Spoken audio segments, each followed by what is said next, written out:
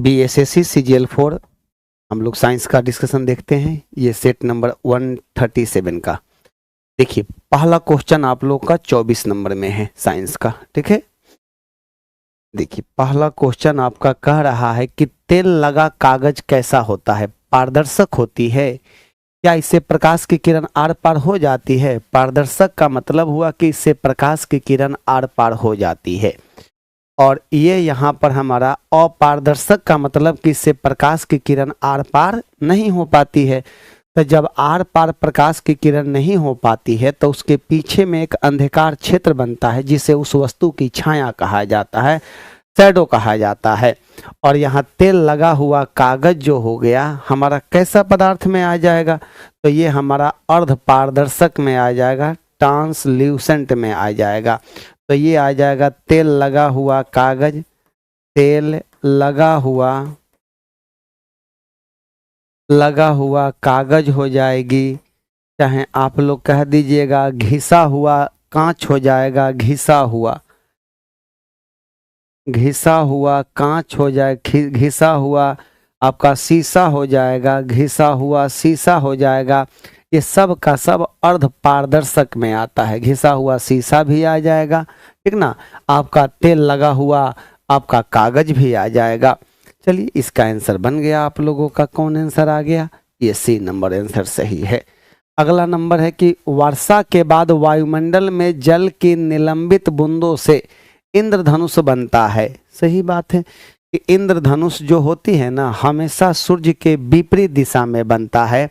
और वर्षा की बूंदों पर जब प्रकाश की किरण पड़ती है तो उसका वर्ण विक्षेपण हो जाता है और सूर्य के विपरीत दिशा में एक रंगीन चाप दिखाई देता है जिसको इंद्रधनुष कहा जाता है।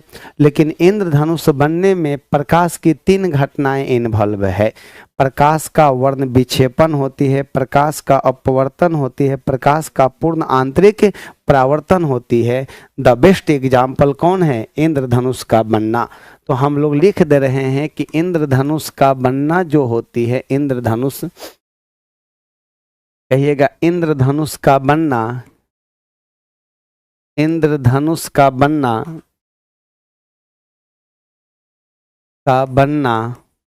बनना प्रकाश के आपका वर्ण विक्षेपण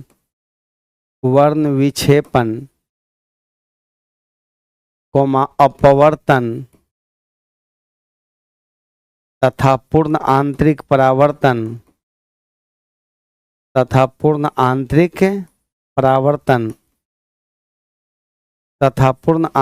परावर्तन का एक अच्छा उदाहरण है।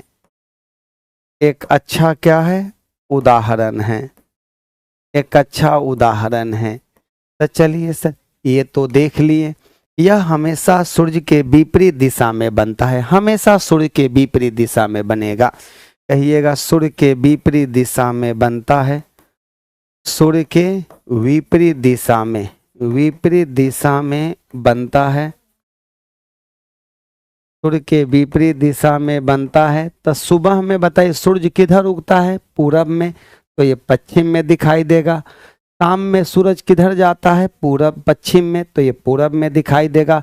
दोपहर 12 बजे इंद्रधनुष दिखाई नहीं देता है क्योंकि ठीक सूर्य हमारे माथे के ऊपर होती है, ठीक ना। सूर्य के विपरीत दिशा में दिखाई देता है, कर दीजिएगा, दिखाई देता है, सूर्य के विपरीत दिशा में दिखाई देता है। चलिए ये बातें बता दीजिए। अब ये देखिएगा, एक होती है प्राइमरी रेनबो, प्राथमिक इंद्रधनुष। ये 2 प्रकार का होती है। प्राथमिक इंद्रधनुष होती है, इंद्रधनुष में इसमें कह दीजिएगा 2 बार अपवर्तन, 2 बार अपवर्तन तथा 1 बार, 2 बार अपवर्तन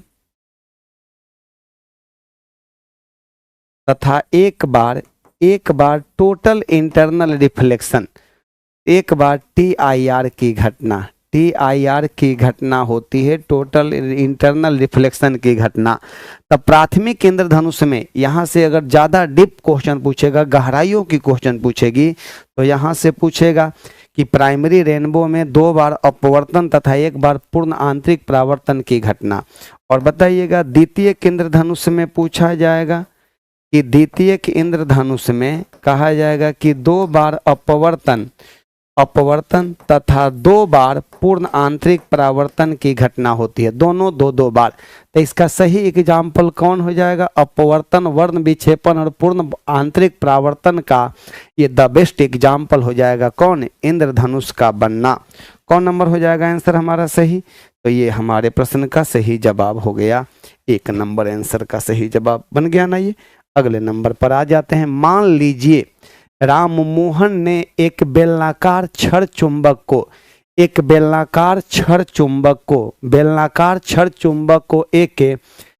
वृत्ताकार परिनालिका की अक्ष के वृत्ताकार परिनालिका सोलेनॉइड वृत्ताकार परिनालिका के अक्ष के अनुदिश दिशा रखा है। फिर वह चुंबक को परिनालिका के अक्ष के परितः, ठीक है, अक्ष के परितः घुमाता है, माने कि उसके समानांतर घुमाता है। तो प्रेरित विद्युत धारा का मान क्या होगा? तो कहिएगा परिनालिका में कोई ईएमएफ पैदा नहीं होगा। जब उसमें ईएमएफ जनरेट ही नहीं होगा तो क्या उसमें धारा बहेगी? नहीं। कहिएगा कि उसमें धारा नहीं बहेगी, ठीक ना।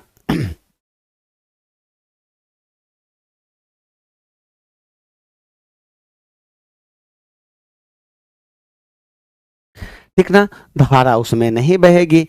तो कहिएगा ईएमएफ शून्य हो जाएगा यहाँ पर, तो धारा का मान भी क्या हो जाएगा? शून्य हो जाएगा। तो हम कह देंगे कि कुंडली में, किसी कुंडली में प्रेरित ईएमएफ का मान जो होती है ई बराबर होती है VLB साइन थीटा के बराबर, VLB साइन थीटा के बराबर। और यहाँ साइन थीटा का मतलब कि आपका दोनों के बीच बना कौन हो गया? तो यहाँ पर उसके समानांतर ही गति करवाई जाती है। तो जब समानांतर गति करवाई जाएगी तो साइन 0 डिग्री का मान 0 होगा, पूरा का पूरा टर्म 0 हो जाएगा, कोई ईएमएफ पैदा नहीं होगा, तो वहां से बहने वाली धारा का मान 0 हो जाएगी। ठीक है। अगले नंबर पर आते हैं। ध्वनि, किसी ध्वनि का पिच निर्भर करती है। पिच का मतलब क्या होती है? तारत्व होती है। पिच, PITCH, पिच माने क्या हो गया? तारत्व हो गया। तो ये कह दीजिएगा इससे किसी ध्वनि को पतला और मोटा समझा जाता है। सुनिए बातों को। इससे किसी ध्वनि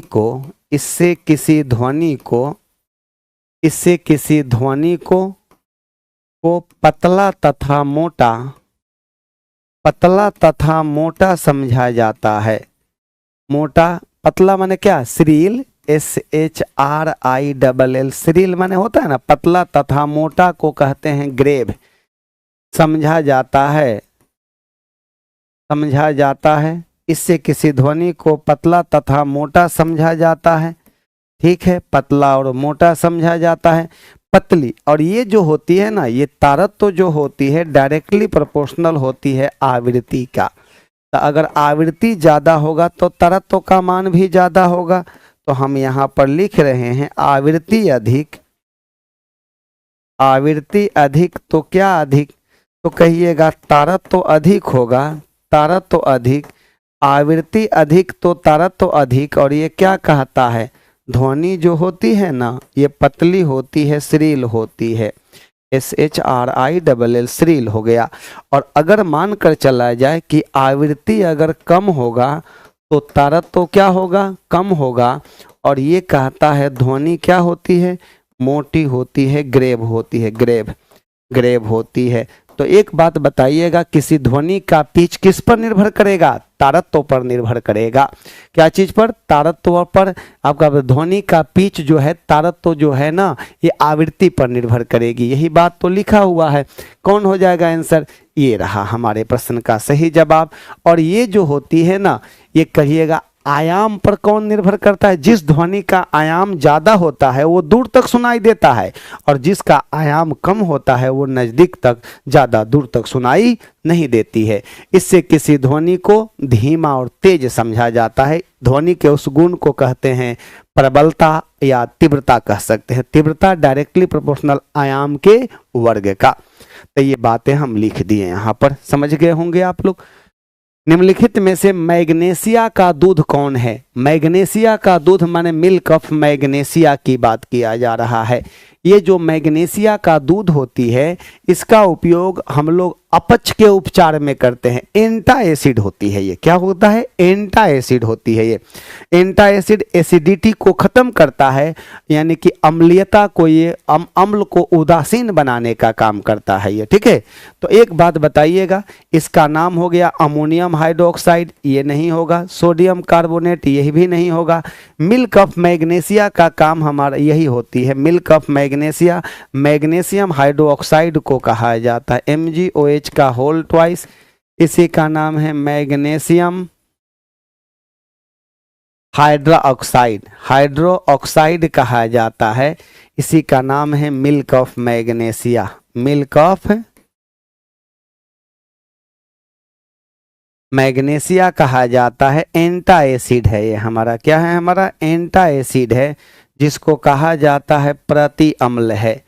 प्रति अम्ल होती है, एसिडिटी को ये खत्म करने का काम करती है। मिल्क ऑफ मैग्नीशिया इसको कह दीजिएगा। यहाँ पर जो है ना, इसका नाम हो गया कैल्शियम हाइड्रोक्साइड, कैल्शियम HYDROXIDE,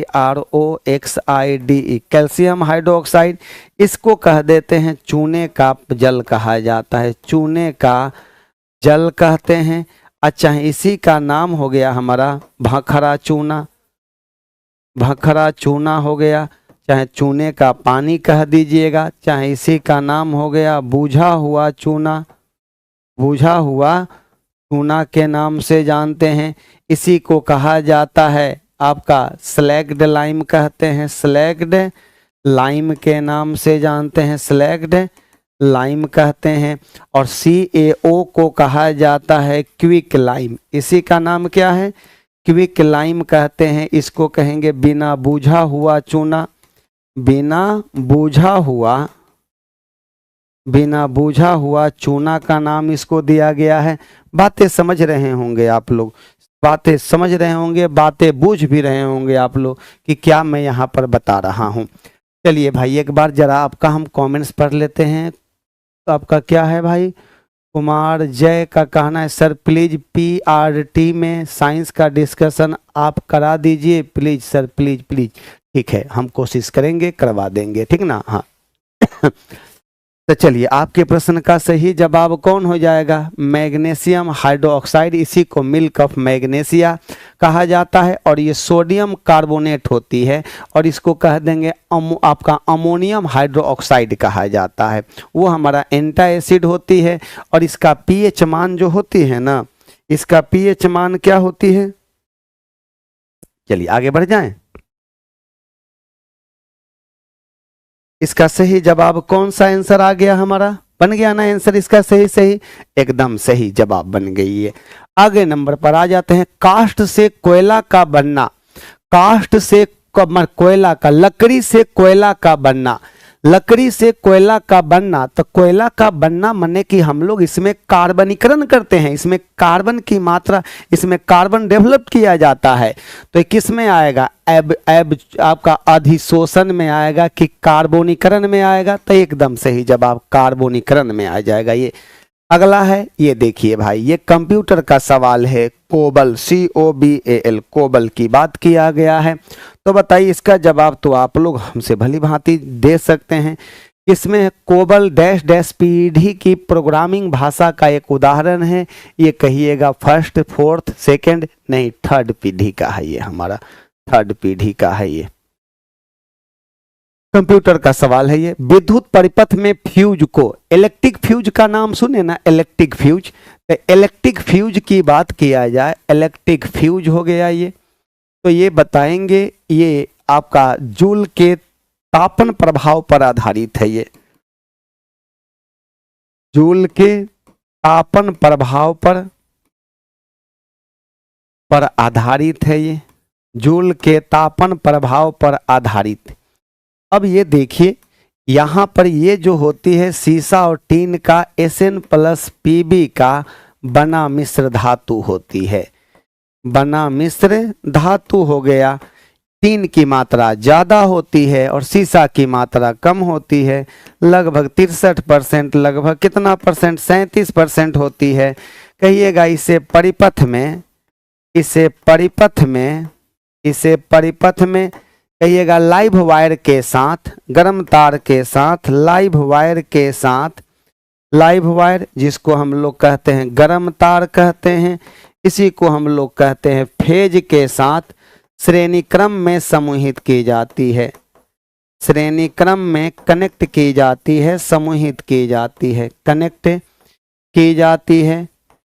किसको? तो कहिएगा यही हमारा फ्यूज हो गया, इसको लाइव वायर के साथ श्रेणी क्रम में कनेक्ट की जाती है। तो इसका सही जवाब कोई आ रहा है, गर्म तार में लगाया जाता है। उदासीन तार में गलत हो गया, अर्थ वायर में गलत, तो कौन होगा? तो कहिएगा गर्म तार में लगाई जाती है, और वो भी कैसे? तो कहिएगा श्रेणी क्रम में लगाई जाती है, सीरीज में लगाई जाती है। तो आपके प्रश्न का सही जवाब बन गया हमारा, कौन आ गया? 1 नंबर ऑप्शन सही हो गई। लीजिए आगे बढ़ जाइए आप लोग। अब बंद कमरे की खिड़की में एक छोटा छिद्र कमरे से बाहर की वस्तुओं, देखिए बंद कमरे की खिड़की में एक छोटा छिद्र कमरे से बाहर की वस्तुओं का कमरे की सामने की दीवार पर उल्टा प्रतिबिंब बनाता है। ठीक है, इसका कारण क्या है? प्रकाश की किरण का छिद्र में प्रवेश के पश्चात पार्श्व परिवर्तन लैटरल इन्वर्स हो जाता है। प्रकाश का सीधी संचरण, प्रकाश सीधी रेखा में रेक्टिलिनियर प्रोपेगेशन, छिद्र का उत्तल लेंस गलत हो गया, छिद्र का प्रिज्म के रूप में कार्य करना नहीं, आपका कहा जाए तो छोटी बूंदे जो है ना प्रिज्म की तरह काम करती है। एकदम टोटली गलत हो गया, एकदम गलत हो गई। तो हमारा आंसर कौन आएगा? क्योंकि प्रकाश सीधी रेखा में गमन करती है, प्रकाश सीधी रेखा में गमन करती है, यही है। और यही बात तो सिद्ध करता भी है, यही बात सिद्ध करता है कि बंद कमरे की खिड़की में एक छोटा छिद्र कमरे से बाहर की वस्तुओं का कमरे की सामने की दीवार पर उल्टा प्रतिबिंब बनाता है। इसका कारण है कि प्रकाश सीधी रेखा में गमन करती है, प्रकाश सीधी रेखा में गमन करती है, इसका मुख्य कारण यही है। जब मैक संख्या 4 हो तो ध्वनि डैश डैश, मैक संख्या 4 हो तो ध्वनि को डैश डैश कहा जाता है। सबसे पहली बात तो मैक संख्या समझ लीजिए कि मैक संख्या क्या है। तो मैक संख्या जो होती है ना, कहिएगा कि किसी वस्तु की चाल, किसी वस्तु की चाल, किसी वस्तु की चाल बटा उसी माध्यम में, उसी मीडियम में, उसी माध्यम में ध्वनि की चाल, ध्वनि की चाल के अनुपात को मैक संख्या कहा जाता है। इससे वायुयान की चाल ज्ञात की जाती है। ठीक है, इसका ना कोई मात्रक होता है ना कोई बीमा होती है। तो कहा जाएगा कि पराध्वनिक चाल के लिए मैक संख्या का मान, पराध्वनिक चाल के लिए सुपरसोनिक स्पीड, कौन speed? Supersonic speed, supersonic speed के लिए, सुपरसोनिक स्पीड के लिए मैक संख्या का मान, मैक संख्या का मान 1 से अधिक, 1 से अधिक तथा अति पराध्वनिक चाल, अति पराध्वनिक चाल के लिए, चाल के लिए अति पराध्वनिक चाल माने क्या हुआ? Hypersonic speed, hypersonic speed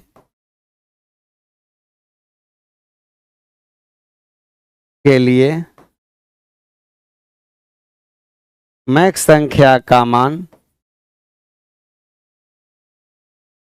Mac संख्या का मान 5 से अधिक होती है, 5 से अधिक होती है। तो बताइए 5 से अधिक रहेगा तो हाइपरसोनिक, और कह रहा है कि 4 है यहाँ पर, मान 1 से ज्यादा है, 1 से ज्यादा है तो क्या हो जाएगा? ये 1 से ज्यादा है माने कि 4 है, और 5 से ज्यादा रहता तब ना हम लोग हाइपरसोनिक स्पीड कह देते हैं। तो हाँ, कह रहे हैं कि उप पाराध्वनिक माने सब सोनिक की पाराध्वनिक, तो आंसर हो जाएगा पाराध्वनिक। वायुयान की चाल को मैक संख्या में व्यक्त की जाती है। वायुयान की चाल को मैक संख्या में व्यक्त की जाती है। यहां एगो लिख दे रहे हैं छोटी सी बातें। वायुयान की चाल को, वायुयान की चाल को मैक संख्या में व्यक्त की जाती है। मैक संख्या में व्यक्त की जाती है। मैक संख्या में व्यक्त की जाती है। वायुयान की चाल को मैक संख्या में व्यक्त की जाती है। और मैक संख्या क्या है? तो किसी वस्तु की चाल बटा उसी माध्यम में ध्वनि की चाल के अनुपात को मैक संख्या कहते हैं, मैक नंबर कहा जाता है। चलिए, आपके प्रश्न का जवाब बन गया है, सही सही जवाब हो गई हमारा यहाँ पर। चलिए आगे बढ़ जाते हैं हम लोग अब। चलिए, कौन बन गया आंसर इसका? आंसर तो इसका देख लिया, आप लोग समझ गए होंगे कि कौन नंबर आंसर हो गया इसका। चलिए, बन गया आपका ए, बी नंबर ऑप्शन सही है। आगे बढ़ जाते हैं। बर्नौली का प्रमेय तरल पदार्थ की गति के लिए तब लागू होता है जब यह गति है। एक बात बताइएगा, बर्नौली का प्रमेय, सबसे पहली बात है समझिए कि ये बर्नौली का प्रमेय क्या कहता है। बर्नौली का प्रमेय, बर्नौली थ्योरम, ये जो बर्नौली का प्रमेय है ना, ये ऊर्जा संरक्षण सिद्धांत पर आधारित है। ये धारारेखीय प्रवाह पर लागू होती है। धारारेखीय प्रवाह एक नियमित प्रवाह होती है जिसमें धारा रेखाएं बन जाती है। विक्षुब्ध प्रवाह पर लागू नहीं होती है, टर्बुलेंट फ्लो पर लागू नहीं होती है। कहिएगा कि ये क्या है, तो कहेंगे कि जब किसी आपका पाइप से होकर आदर्श द्रव की धारारेखीय प्रवाह गुजरती है तो उसके एकांक आयतन की कुल ऊर्जा, मतलब कि जब द्रव फ्लो करती है तो उसमें 3 गो ऊर्जा होती है, उसकी स्थितिज ऊर्जा, गतिज ऊर्जा और दाब ऊर्जा। तो तीनों ऊर्जाओं का योग जो होती है ना, वो कांस्टेंट होती है। यही बात कहा गया था बर्नौली प्रमेय में। बर्नौली साहब यही बात कहे थे। तो हम यहां लिख दे रहे हैं पहली बात कि यह ऊर्जा संरक्षण सिद्धांत पर आधारित है। यह ऊर्जा संरक्षण सिद्धांत पर आधारित है।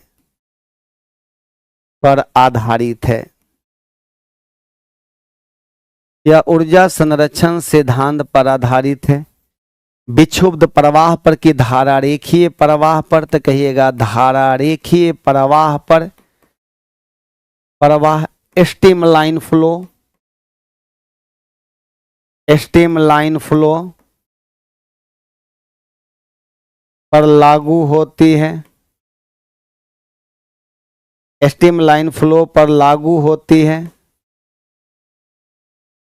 विक्षुब्ध प्रवाह पर नहीं लागू होती है ये, ठीक ना। कहिएगा कि जब आदर्श द्रव की धारारेखीय प्रवाह किसी पाइप से होकर गुजरती है तो उसके एकांक आयतन की कुल ऊर्जा कांस्टेंट होती है। जब आदर्श द्रव की धारारेखीय प्रवाह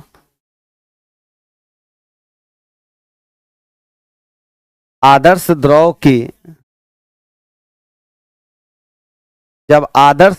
की धारारेखीय प्रवाह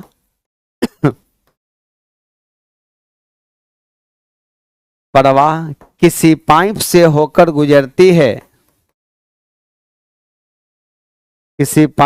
होकर गुजरती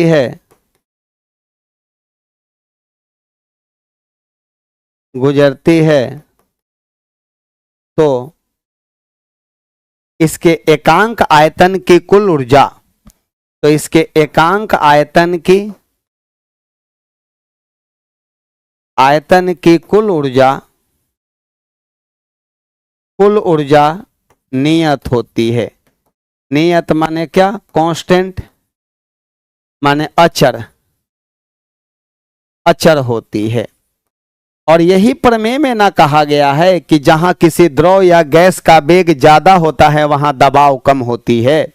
इसी प्रमेय में यह बात कहा गया है।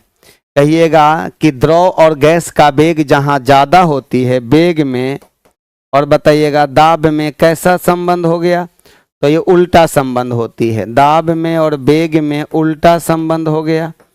द्रव गैस दोनों पर लागू होती है, जहां द्रव या गैस का वेग ज्यादा वहां दाब कम होती है। दुनिया की कोई भी स्प्रे मशीन इसी सिद्धांत पर काम करती है। हवा में क्रिकेट के बॉल का प्रचक्री होना इसी पर आधारित है। ठीक इसी प्रकार से कहिएगा पेंट गन जो स्प्रे मशीन होता है ना, जो द्रव को बूंदों के रूप में निकालता है, वही ना हुआ एटोमाइजर स्प्रे मशीन, तो वो इसी सिद्धांत पर काम करती है, इसी प्रमेय पर काम करती है। तो कौन होगा आंसर? 1 नंबर आंसर सही हो गया। लीजिए अगले नंबर पर आते हैं। श्यानता गुणांक का बीमा क्या होती है? Dimensional formula of coefficient of viscosity. तो बताइए श्यानता गुणांक की बात करते हैं तो इसका पूछ रहा है कोफिशिएंट ऑफ विस्कोसिटी, तो पहले इसका एसआई यूनिट बतला दीजिए क्या होने वाली है, तब आपसे बीमा निकल जाएगा। तो कहेंगे पास्कल गुने सेकेंड होती है, पास्कल के बदले न्यूटन बटा मीटर स्क्वायर गुने सेकेंड, इसके बदले में क्या लिखेंगे केजी मीटर सेकेंड माइनस 2 बटा मीटर का स्क्वायर गुने सेकेंड। अब ये बता दीजिएगा कौन होगा यहाँ पर, तो मीटर से मीटर यहाँ पर कट जाएगा, तो ये बनेगा फाइनली केजी मीटर का -1 सेकेंड का -1 हो जाएगा। अब ये बताइएगा इसके आधार पर यहाँ बीमा बताइए, एम एल का -1 टी का -1 हो जाएगा, एम एल का -1 टी का -1 हो जाएगा। 1 नंबर ऑप्शन सही हो गया। ये हो गया आवेग का या संवेग का, आवेग या संवेग का हो गया। ऐसे दोनों का बीमा सेम होती है। एम एल स्क्वायर टी -1 हमारा, एम एल स्क्वायर टी -1 का मतलब क्या हो गया, कहिएगा कि ये कोणीय संवेग का हो गया, कोणीय संवेग का हो गया, क्योंकि कोणीय संवेग जूल गुने सेकंड होती है, तो एम एल स्क्वायर टी -2 गुने टी, तो ठीक है ये हो गया कोणीय संवेग का। चलिए यहाँ पर जो जो बीमा था हमने दिखा दिया, आपके प्रश्न का सही जवाब 1 नंबर हो जाएगा। लीजिए अगला नंबर क्या है, आधुनिक आवर्त सारणी की तीसरी अवधि का सबसे विद्युत धन आपका धन तत्व डैश डैश और सबसे आपका ऋण इलेक्ट्रोनेगेटिव तत्व डैश डैश है तीसरी अवधि का। तो बताइएगा तीसरे आवर्त का पूछ रहा है, अवधि का तीसरे, the most electropositive element third period की बात करते हैं, थर्ड आवर्त की बात करते हैं। थर्ड आवर्त में हमारा सोडियम हो जाएगा आपका 11 हो गया 12 हो गया 13 हो गया, यहाँ पर हमारा 11 आपका 11 12 13 यहाँ पर हो गया 14 हो गया, यहाँ पर हमारा 14 हो गया, यहाँ पर 15 हो गया, यहाँ पर 16 हो गया, 17 हो गया और यहाँ पर 18 हो गया। तो देखिए 1 2 3 4 5 6 7 8 हो गया ना। ये इधर से इधर जाते हैं तो बताइए धात्विक गुण घटेगा और अधात्विक गुण बढ़ेगा। तो बताइएगा सबसे ज्यादा तुरंत वो जो है ना इलेक्ट्रॉन का त्याग कौन कर देगा, तो कहेंगे इधर से इधर जाएंगे तब परमाणु का आकार और त्रिज्या क्या होगा, घटेगा, नाभिकीय आवेश बढ़ेगा। तो बताइएगा सोडियम हो जाएगा और यहाँ पर हमारा क्लोरीन हो गया। कौन नंबर ऑप्शन हो गया, सी नंबर ऑप्शन सही हो गया। यहाँ पर हो गया ना सी नंबर ऑप्शन सही, हाँ एकदम सी नंबर। अगला है कि श्वसन प्रक्रम में वायु के जिस घटक का प्रयोग होता है वो कौन सा है, बताइएगा। श्वसन प्रक्रम में वायु के जिस घटक का प्रयोग, तब बताइएगा श्वसन क्रिया में हम लोग किसका यूज करते हैं, ऑक्सीजन लेते हैं हम लोग, तब ना हम लोग का ग्लूकोज टूटता है। देखिए कहिएगा C6H12O6 हो गया और प्लस ऑक्सीजन हम लोग वायुमंडल से लेते हैं, CO2 हो गया, H2O हो गया और प्लस एटीपी के रूप में ऊर्जा मिलती है। किस रूप में? एटीपी के रूप में ऊर्जा मिलती है। तो बताइए यहाँ पर कितना हो गया? 6 हो गया, यहाँ पर 6 हो गया, 6 दूना 12, तो यहाँ पर कह दीजिएगा 6, 6 दूना 12, 6 18, 6 दूना 12, 6 18, तो यही तो हो गया। एरोबिक रेस्पायरेशन कहा जाता है। किसका यूज करते हैं हम लोग? ऑक्सीजन का यूज करते हैं। और प्लांट्स जो होता है अपना भोजन किससे तैयार करता है? Carbon dioxide. प्लांट्स अपना भोजन बनाने के लिए CO2 का उपयोग करता है। लीजिए आगे बढ़ जाइएगा। अगला है कि धातुओं के पतली तार के रूप में ढालने की विशेषता क्या कहलाती है? उसको हम लोग तन्यता कहते हैं। क्या बोलते हैं? तन्यता कहते हैं। और सबसे ज्यादा सोना में दूसरा स्थान किसका है? चांदी का है। धातुएं तन्न होती है। आघातवर्धनीयता का मतलब होता है कि हथौड़ा से पीट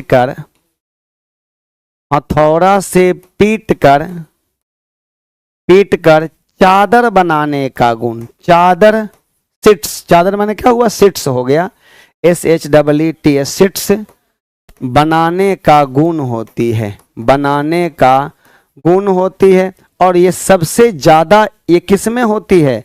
तो कहिएगा सोना में, दूसरा स्थान चांदी का। और इसके लिए तो डाटा भी एक है कि 1 ग्राम सोना जो होती है, 1 ग्राम सोना से लगभग 2 किलोमीटर लंबा तार, 2 किलोमीटर लंबा तार खींचा जा सकता है। लंबा तार खींचा जा सकता है, 2 किलोमीटर लंबा तार खींचा जा सकता है।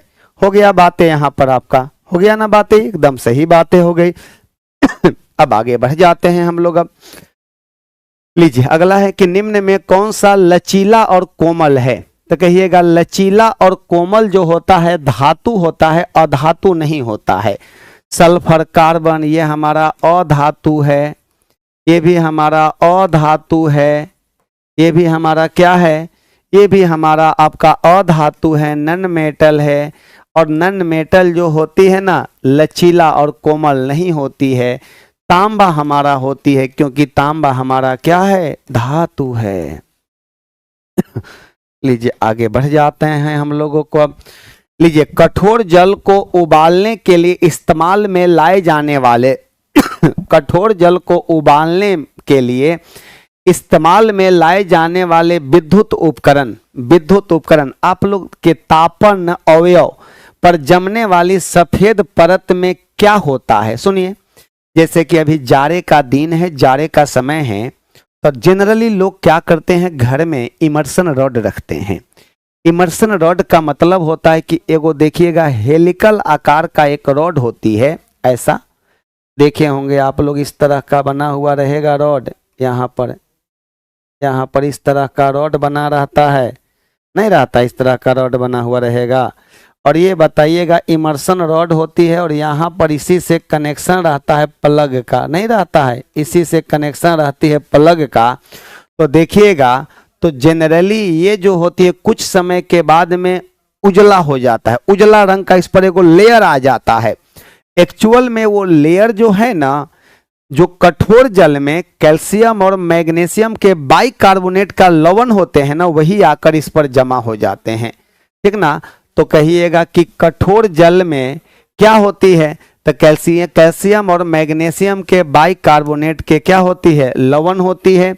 इसी के वजह से वो आ जाता है, आपका सफेद परत उस पर जम जाती है। तो कठोर जल को उबालने के लिए, तो कठोर जल में बताइएगा क्या क्या मिलेगा? हम अगर कठोर जल की बात करते हैं, हार्ड वाटर की बात करते हैं, तो कहिएगा इसमें कैल्शियम अथवा मैग्नीशियम के बाइकार्बोनेट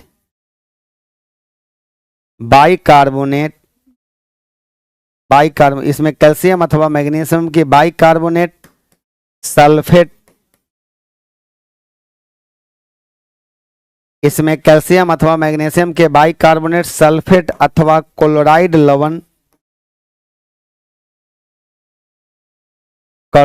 लवण घुले होते हैं। और ये बात बताइएगा, जल की अस्थायी कठोरता के लिए कैल्शियम अथवा मैग्नीशियम के बाइकार्बोनेट। अस्थाई कठोरता के लिए कैल्शियम अथवा मैग्नीशियम के बाइकार्बोनेट और अस्थाई कठोरता के लिए कैल्शियम अथवा मैग्नीशियम के सल्फेट या क्लोराइड लवण घुले होते हैं। सल्फेट या कौन, क्लोराइड लवण घुले होते हैं। इसका आंसर हमारा ये नंबर आ जाएगा, सी नंबर। आगे बढ़ जाते हैं। निम्नलिखित को सार्थक क्रम में व्यवस्थित करें। सार्थक क्रम में तो सबसे पहले हमारा होती है क्या, क्या होती है हमारा, सबसे पहले अंडा हुआ, अंडा से क्या बना, लार्वा, लार्वा से क्या बना, प्यूपा। तो बताइएगा डी सी। तो देखिए अंडा नहीं, आपका यहाँ पूर्ण कीट हो गया, पूर्ण कीट हो गया, कीट से हमारा क्या बना, अंडा, अंडा से क्या बना, तब B D C A, B D नहीं, यहाँ पर हमारा ये बता दीजिएगा। सार्थक क्रम में व्यवस्थित करना है, तो बताइएगा यहाँ पर सार्थक क्रम में इसको व्यवस्थित कर दीजिए आप लोग। तो फटाफट सार्थक क्रम में व्यवस्थित कर कर बता दीजिए कौन सा इसका सही जवाब होने वाली है। लीजिए भाई, नहीं बनाएगा आपसे तो एक दिन और बताए थे आप लोगों को। तो देखिए यहाँ पर डी, ठीक है, अंडा, अंडा हुआ, अंडा, अंडा से क्या हुआ, लार्वा, लार्वा से क्या बना, प्यूपा, प्यूपा से पूर्ण कीट बन गया। तो यही तो हुआ लाइफ साइकिल। इसका सी नंबर ऑप्शन सही हो गया। इसका कौन नंबर हो जाएगा, सी नंबर इसका ऑप्शन सही हो जाएगा। 125 का सी नंबर हो जाएगा। बताइएगा रेशम, आपका रेशम कीट पालन को क्या कहा जाता है, सेरीकल्चर। आप लोग जानते हैं रेशम कीट पालन बराबर कहिएगा सेरीकल्चर। रेशम देने वाला कीट जो होती है शहतूत की पत्तियों पर रहती है। रेशम देने वाला कीट, रेशम देने वाला कीट, कीट जो होती है शहतूत, शहतूत की पत्तियों पर निवास करती है।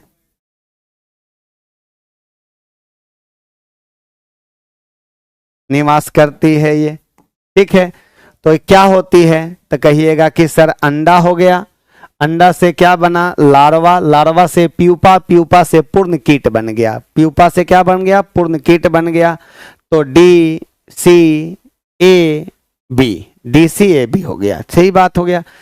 कौन सा रोगाणु समूह परपोषी जीव की कोशिकाओं के अंदर ही पुनरुत्पादन करता है। परपोषी जीव, स्वपोषी नहीं, परपोषी जीव की कोशिकाओं के अंदर ही। तो ये बताइएगा परपोषी जीव की कोशिकाओं के अंदर ही निवास करता है। तो इसका जवाब तो आपको पता होना चाहिए।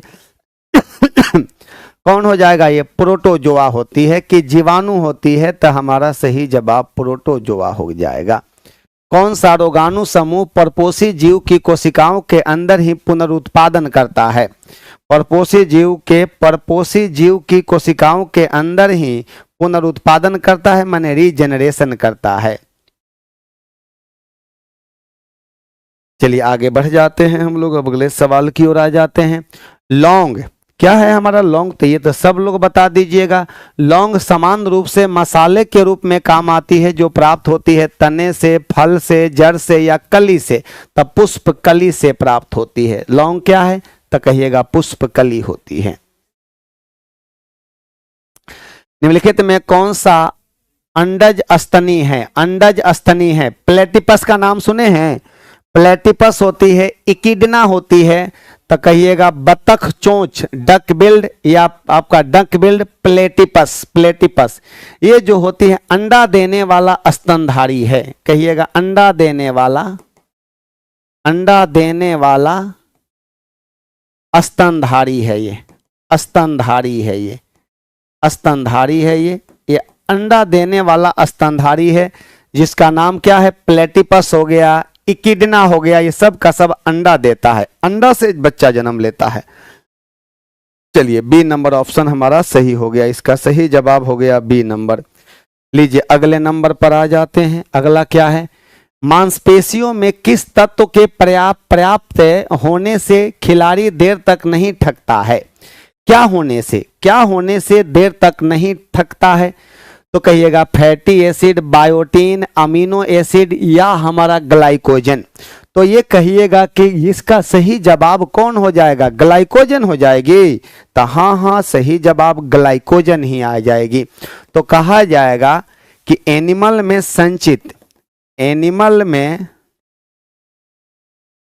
संचित भोज्य पदार्थ बताइएगा। एनिमल में संचित भोज्य पदार्थ देखिए, प्लांट्स में संचित भोज्य जो होती है वो स्टार्च के रूप में होती है, लेकिन एनिमल में होती है ग्लाइकोजन के रूप में। जरूरत पड़ने पर फिर से ये टूटती है, तो कहिएगा ग्लाइकोजन होती है। और इसका संचय जो होती है यकृत और पेशियों में होती है, यकृत प्लस पेशियों में होती है। और मांसपेशियों में किस तत्व के पर्याप्त होने से खिलाड़ी देर तक नहीं थकता है, तो ग्लाइकोजन हो जाएगी, ग्लाइकोजन। अगले नंबर पर आ जाते हैं। अगला नंबर देख लीजिए आप लोग क्या कह रहा है। सूची 1 को सूची 2 से सुमेलित कीजिए तथा सूचियों के नीचे दिए गए कूट से सही उत्तर चुनना है। मेमोग्राफी, एंजियोग्राफी,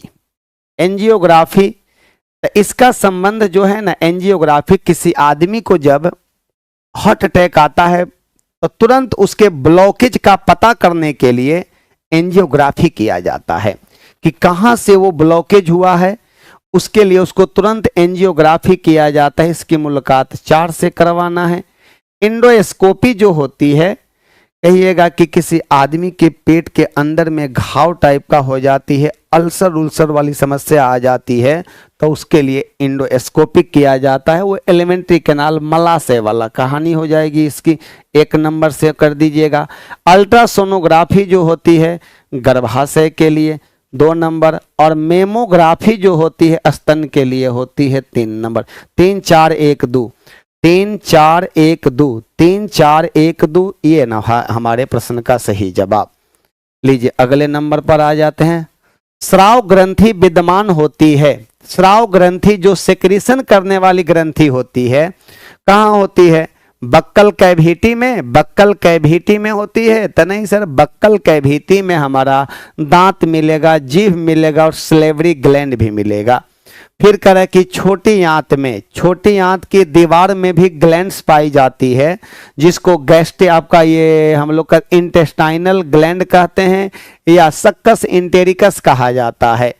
अब ये देखिए एलिमेंट्री कैनाल में, अगर ये एलिमेंट्री कैनाल दिया है तो सब आ जाएगा, एलिमेंट्री कैनाल में ही आ जाए, उदर में तो एलिमेंट्री कैनाल में सब आ जाएगा हमारा। तो इसका जवाब आप लोग बता दीजिएगा, कौन सा इसका सही जवाब आ सकती है हमारा। तो बताइएगा, कह रहे कि स्राव ग्रंथि विद्यमान होती है, स्राव ग्रंथि,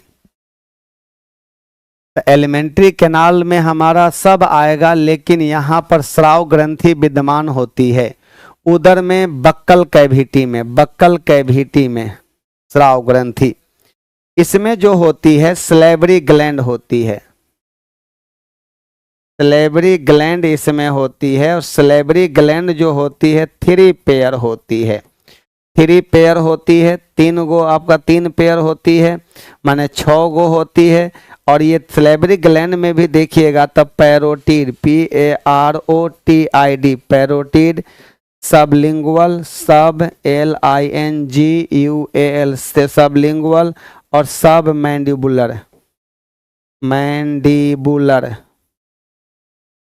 मैंडिबुलर में आती है। तो ये बताइएगा, स्राव ग्रंथि सेक्रेशन कराने वाली ग्रंथि की बात किया जा रहा है, तो ये हमारा बक्कल कैविटी में हो जाएगी कि किस में हो जाएगा, बता दीजिए इसका जवाब आप लोग। पहले तो सही फटाफट बतला दीजिए, इसका कौन आंसर होने वाली है आपका, बक्कल कैविटी में पाई जाएगी। ये इसमें बक्कल कैविटी में ही पाई जाती है, C नंबर ऑप्शन सही होगा ये।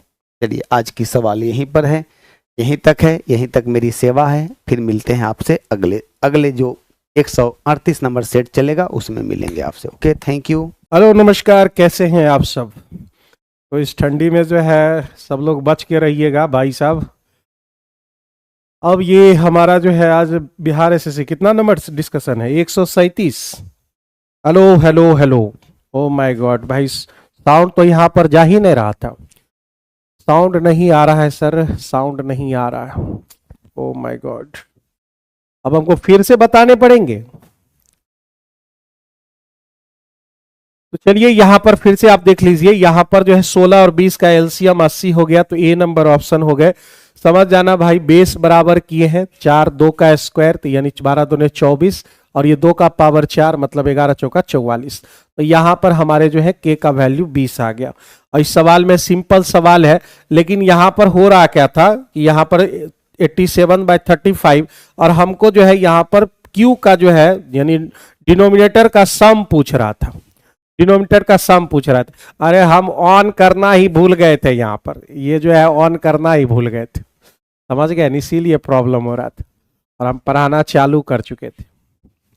चलिए, एक मिश्रण बनाने के लिए जिसकी कीमत कितनी रखी गई, 110 किलो प्रति किलो है, और इस एक प्रकार के 30 केजी चावल को दूसरे प्रकार के 60 केजी चावल के साथ मिलाया जाता है, और कीमत हम रखते हैं 100। तो ज्ञात कीजिए अधिक महंगे चावल की कीमत प्रति केजी कितना है। एलिगेशन लगा सकते हो आप, 110 रुपया है, ये वाला डाटा हमको नहीं मालूम है, ठीक है, ये वाला लेकिन मालूम है 100 रुपया केजी बेचना है, और उसका रेशियो, अब जो क्वांटिटी का अगर रेशियो देखेंगे तो पहला 30 केजी और दूसरा 60 केजी, मतलब जो है यह 1:2 के रेशियो में दिया गया, 1:2 के रेशियो में यहां पर दिया गया। तो अब हमसे ये पूछ रहा है कि यहां पर क्या चाहिए। आप जरा सा देखो, यहां पर 110 में 100 घटाओगे तो यहां पर 10 होना चाहिए था, लेकिन है कितना, वो 5 है, यानी इसका 5 गुना, ठीक है। तो अब यहां पर कौन सा ऐसा डाटा लिखेंगे जो 100 घटेगा, तो मेरे दोस्त यहां 5 आ जाना चाहिए।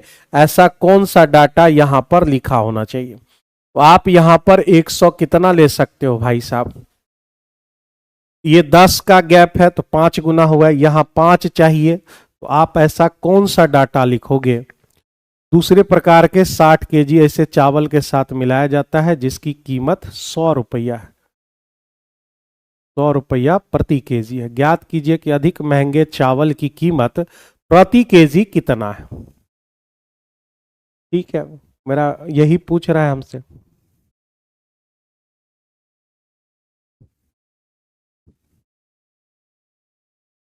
क्या हमने गलती कर दिया, एक मिश्रण बनाने के लिए जिसकी कीमत 110, मतलब मिश्रण की कीमत 110, रुक जाइए, यहां पर थोड़ा सा जो है मिश्रण ही हमको दे रखा है 110, ठीक है, और यहां हमारा जो है एक 100 है। एक प्रकार के 30 केजी चावल को दूसरे प्रकार के 60 केजी ऐसे चावल के साथ मिलाया जाता है 60, यानी जो है मेरे दोस्त क्या है कि भाई एक डाटा इधर 60 वाला है और इधर 30 वाला है, तो अगर हम रेशियो काटें 2:1, ये हमें चाहिए। 110 में 10 घटाते हैं तो हमें यहां पर जो है आता है 10 का डिफरेंस होना चाहिए। कितना गुना हुआ, 10 गुना हुआ, तो इधर भी आपका 10 गुना होगा, तो आपके जो है 20 हो जाएंगे। 20 यानी यहां पर जो है आप 20 इसमें जोड़ दो, यहां पर 130 होने चाहिए, यानी इस क्वेश्चन का जो आंसर है वह आपके बी नंबर ऑप्शन के बराबर है, बी नंबर ऑप्शन के बराबर है। जैसे आप लोग घटाते हो ना, तो इस तरह से घटाते हो, यहां पर 110 में 100 घटेगा, तो एलिगेशन में क्या होता है कि आप इधर से घटाते हो तो अगली बार आपको इधर से घटाना होता है। 110 में 100 गया तो हमें यहां 10 चाहिए, लेकिन आया कितना, 1, एक को 10 बनाने के लिए 10 से गुना किए, तो यहां भी 10 से गुना करेंगे तो 20 आएगा। तो अगली बार यहां पर जो डाटा आएगा इस दोनों को जोड़ने से आएगा, तब हम उधर से इधर घटा पाएंगे। और अगर ज्यादा परेशानी है कि भाई हम सोच नहीं पा रहे कितना है, तो आप इसे 100 लिखिए, ठीक है, इसे आप 100 लिखो, और ऐसा हमने कितना केजी लिया, 60 केजी, ठीक है, प्लस इसको x मान लीजिए, ये हमने 30 केजी लिया, और मेरा जो है टोटल कितना हो गया 90 केजी, और उसे हमने कैसे लिया 110। तो इससे भी x का वैल्यू आप निकाल सकते हो, इससे भी x का वैल्यू आपको मिल जाएगा। तो ये बेसिक मेथड है, लेकिन इसमें ज्यादा समय नहीं लगता है, बस रेशियो का जो है खेल है। यहां पर पानी की एक टंकी जो है एक लंबवृत्तीय शंकु का जो है आकृति का है, जिसकी रेडियस जो है 3 है और हाइट 14 है। टंकी को 1 घन मीटर प्रति सेकेंड, मतलब 1 सेकेंड में जो है, तो आयतन पहले देख लेते हैं कि वह कितना भरता है। टंकी है हमारा शंकु जैसा, 1/3, पाई का वैल्यू 22/7, आर स्क्वायर यानी 3 × 3 और गुने एच हमारा 14। तो ये सब जो है ना 1 घन मीटर प्रति सेकेंड, मतलब जो है 1 सेकेंड में 1 मीटर क्यूब, 1 मीटर क्यूब वह पानी भरता है। तो 7 या 21, 3 3 खत्म, ये कट गए, तो आपके वॉल्यूम जो आ गए 22 3 66 और 66 132 आ गए, 132 मीटर क्यूब। और यहाँ क्वेश्चन में कह रहा है कि 1 सेकेंड में वह 1 मीटर क्यूब देता है, तो आपका 132 मीटर क्यूब चाहिए, मतलब समय हमें चाहिए। तो समय को उधर कर दीजिए, 1 मीटर क्यूब 1 सेकेंड में और 132 मीटर क्यूब, तो आप लिखोगे 1/1 गुना 132 यानी 132 सेकेंड में। 132 सेकेंड को आप मिनट में बदलोगे तो कितना हो जाएगा, 132 बटे हो जाएंगे 60, ठीक है, 132/60 यानी जो है ये अभी 22 से कटा था, 22 छक्के और ये 10 छक्के, यानी 2.2 इसका आंसर हो जाएगा, यानी C number option correct answer हो जाएंगे। साथ में आप लोग आंसर देंगे तो ज्यादा बेटर रहेगा, क्योंकि जो है बीपीएससी वाला जो डिस्कशन लेते हैं उसमें सारे बच्चे ऐसे हैं जो साथ में जो है आंसर देते चलते हैं। तो आप लोग जो है इतना भी हाई लेवल का सवाल नहीं है, बीपीएससी 6 to 8 9 10th वाला तो बहुत ज्यादा हार्ड रहता है, तो वहां पर तो सारे बच्चे जो है आंसर देते हैं, तो आपको भी साथ साथ आंसर देते जाना चाहिए। आगे बढ़ते हैं, कुछ बेहतरीन सवाल। अच्छा यही है वो बेहतरीन सवाल। तो ये जो है ना जहां तक मुझे याद है उस समय परसेंटेज में पूछा था, ग्रुप डी 2014 में पूछा था। आप ग्रुप डी 2014 में जाओगे, ये सवाल हमें इसलिए याद है कि 2014 में जो है हम पटना में एंट्री ही लिए थे, उस समय ग्रुप डी से ही पढ़ाना शुरू किए, तो उस समय एग्जाम था, उस समय ग्रुप डी का और बिहार एसएससी सीजीएल 2 का। तो विद्यार्थियों की संख्या जरा सा इसको समझिए डिटेल से, यहां पर तो जगह नहीं है भाई, बहुत यहां पे जगह हो पाएगा। चलो यहीं पर लिखते हैं, सामने में क्वेश्चन रहेगा तो आप लोग को भी देखने में दिक्कत नहीं होगी। कह रहा है कि 1/20, तो मान लो कि नंबर ऑफ स्टूडेंट्स का हम नंबर लेंगे और ये क्वेश्चन हो गया। ध्यान से समझिएगा, क्वेश्चन टोटल कितने हैं, 5 क्वेश्चन। ये क्वेश्चन का आंसर भी हमको याद है, ये बहुत पुराना सवाल है। 5 क्वेश्चन है, विद्यार्थियों की संख्या के 1/20 ने, अगर हम 100 स्टूडेंट मान ले तो 100 का 1/20 भाई साहब जो है 5 स्टूडेंट आ जाएंगे, 5 इधर हो जाएगा, 10 कट गया, फिर 90 बचेगा, 90 का 1/4 यानी पॉइंट में आ जाएगा। 90 का 1/4 करने में तो हमको बनेगा नहीं, पॉइंट में आ जाएगा। तो एक काम ऐसा करते हैं कि हम ये मान लेते हैं कि मेरे पास टोटल 200 स्टूडेंट है। नंबर ऑफ टोटल स्टूडेंट मान लिए, let total student equal to कितना 200 मान लिया, ठीक है। तो ध्यान दीजिएगा 200 स्टूडेंट है, 200 स्टूडेंट में से यानी विद्यार्थियों की कुल संख्या के 1/20 ने सभी प्रश्नों के उत्तर दिए थे। मतलब 5 क्वेश्चन का जवाब देने वाले, 5 क्वेश्चन के जवाब देने वाले 200 का 1/20 अगर हम कर दे तो हमारे पास जो है 10 स्टूडेंट आ जाएगा, यानी 10 स्टूडेंट। अभी हम मान कर बना रहे हो, ये क्वेश्चन को ध्यान से समझिएगा। 5 क्वेश्चन का जवाब देने वाले कितने स्टूडेंट, 10 स्टूडेंट, ठीक है। फिर कह रहा है 1/20 उसी टोटल का भाग किसी भी प्रश्न का उत्तर नहीं देता है, मतलब जगह तो रहेगा नहीं, इसलिए छोटा छोटा बनाना पड़ेगा भाई। तो 0 मतलब किसी भी क्वेश्चन का आंसर नहीं देने वाला 200 का फिर 1/20 करेंगे तो कितना हो जाएगा, 10 गो स्टूडेंट हो जाएगा। ठीक है, 10 स्टूडेंट फिर से जो है किसी भी प्रश्न का जवाब नहीं देते हैं। आइए आगे, अब क्या कह रहा है, अब आपके पास शेष विद्यार्थी, तो 200 में 20 स्टूडेंट निकल गया, अब हमारे पास 180 स्टूडेंट है। 180 स्टूडेंट का 1/4 करना आसान है, 45 स्टूडेंट ने केवल 4 प्रश्नों के उत्तर दिए, यानी 4 क्वेश्चन का जवाब देने वाला, 4 क्वेश्चन का जवाब देने वाला कितना स्टूडेंट है, 45 स्टूडेंट है। 45 स्टूडेंट ने 4 क्वेश्चन के जवाब दिए। फिर और 1/5 भाग ने केवल 1 प्रश्न का उत्तर दिया। 1 प्रश्न का उत्तर देने वाला आपके जो है वही 180 का, क्योंकि अभी बदल नहीं रहा है, 180 का 1/5 मतलब कितना स्टूडेंट, 36 स्टूडेंट। 36 स्टूडेंट जो है, यहां पर गलती नहीं करेंगे, शेष कहीं भी लिखा हुआ नहीं है तो 45 मत घटाना मत इसको, ठीक है, 45 घटाइएगा मत। तो 36 स्टूडेंट जो है क्या किया है, 1 प्रश्न का उत्तर दिया। ठीक है, आगे आ जाइए।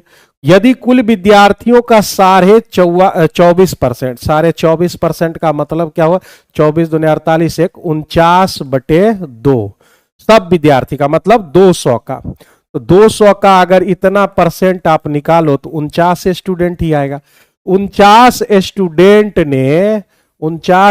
ने केवल 3 प्रश्नों के उत्तर दिए, केवल 3 प्रश्नों। क्वेश्चन ही बड़ा है, अगर आप बेहतर जैसे हम बना रहे हैं वैसे आप बनाओगे तो आराम से बन जाएगा। तो भाई 0 कोई आंसर नहीं, 1 आंसर, 4 5 3। अब बचे 2 क्वेश्चन वाले, तो कह रहा है कि शेष मतलब शेष नहीं तथा 200 विद्यार्थियों ने केवल 2 प्रश्नों के उत्तर दिए, तो 2 प्रश्न के उत्तर देने वाले, अब यहां पर जो है एक ओरिजिनल डाटा आ गया। ये सब जो डाटा हम माने थे, ये सब माना हुआ नंबर है, यहां ओरिजिनल 200 है। तो हम क्या करेंगे, यहां तक जो है सब जोड़ लेते हैं और जो बचेगा वह 2 क्वेश्चन का जवाब देगा। अब आइए इसको जोड़ लेते हैं। तो 10 हो गए हमारे 20 और 45 हो गए आपके 65 और जो है 9 हो गए 15, 4 3 7 1 8, तो आपके 0 हो गए, 8 6 14, 150 जो है स्टूडेंट यहां तक टोटल हो गए, 150 स्टूडेंट। हमने माना कितना था, हमने माना था 200 स्टूडेंट। मेरे 2 क्वेश्चन जवाब देने वाले कितने स्टूडेंट होंगे, 50 स्टूडेंट होंगे। और ये 50 का जो है रियल वैल्यू आपको कितना दे रखा है, 200 दे रखा है क्वेश्चन में। आप 4 से काटोगे और हमने कितना स्टूडेंट माना था, 200 माना था, तो 200 का आंसर कितना हो जाएगा, 800। यानी जो है टोटल आपके एग्जाम में स्टूडेंट कितने थे, 800 क्वेश्चन, ये 800 स्टूडेंट। तो बहुत ही बेहतरीन क्वेश्चन है, ये 2014 ग्रुप डी में ही पूछा था, इसलिए हमको याद है इस क्वेश्चन का। 800 इस क्वेश्चन का सही आंसर हो जाएगा। एक बार और फिर आप जो है इस वीडियो को देख लीजिएगा, इस क्वेश्चन को बेहतर तरीके से। कभी कभी आ जाता है तो स्टूडेंट बड़ा क्वेश्चन होने की वजह से छोड़ देता है। ठीक है, आगे बढ़ते हैं नेक्स्ट क्वेश्चन। राहुल की वर्तमान आयु ऋतु की वर्तमान आयु से 5 साल कम है। ठीक है, यदि 3 वर्ष पहले ऋतु की आयु x वर्ष थी, 3 साल पहले 3 years ago ऋतु जी जो है x वर्ष की थी, तो आइए प्रेजेंट में ऋतु जी कितनी थी, तो प्रेजेंट में वहां से आओगे तो x + 3 हो जाएगा, प्रेजेंट में x + 3 हुआ। अब प्रेजेंट में जो है ऋतु की प्रेजेंट आयु से 5 वर्ष कम है कौन, राहुल भाई साहब।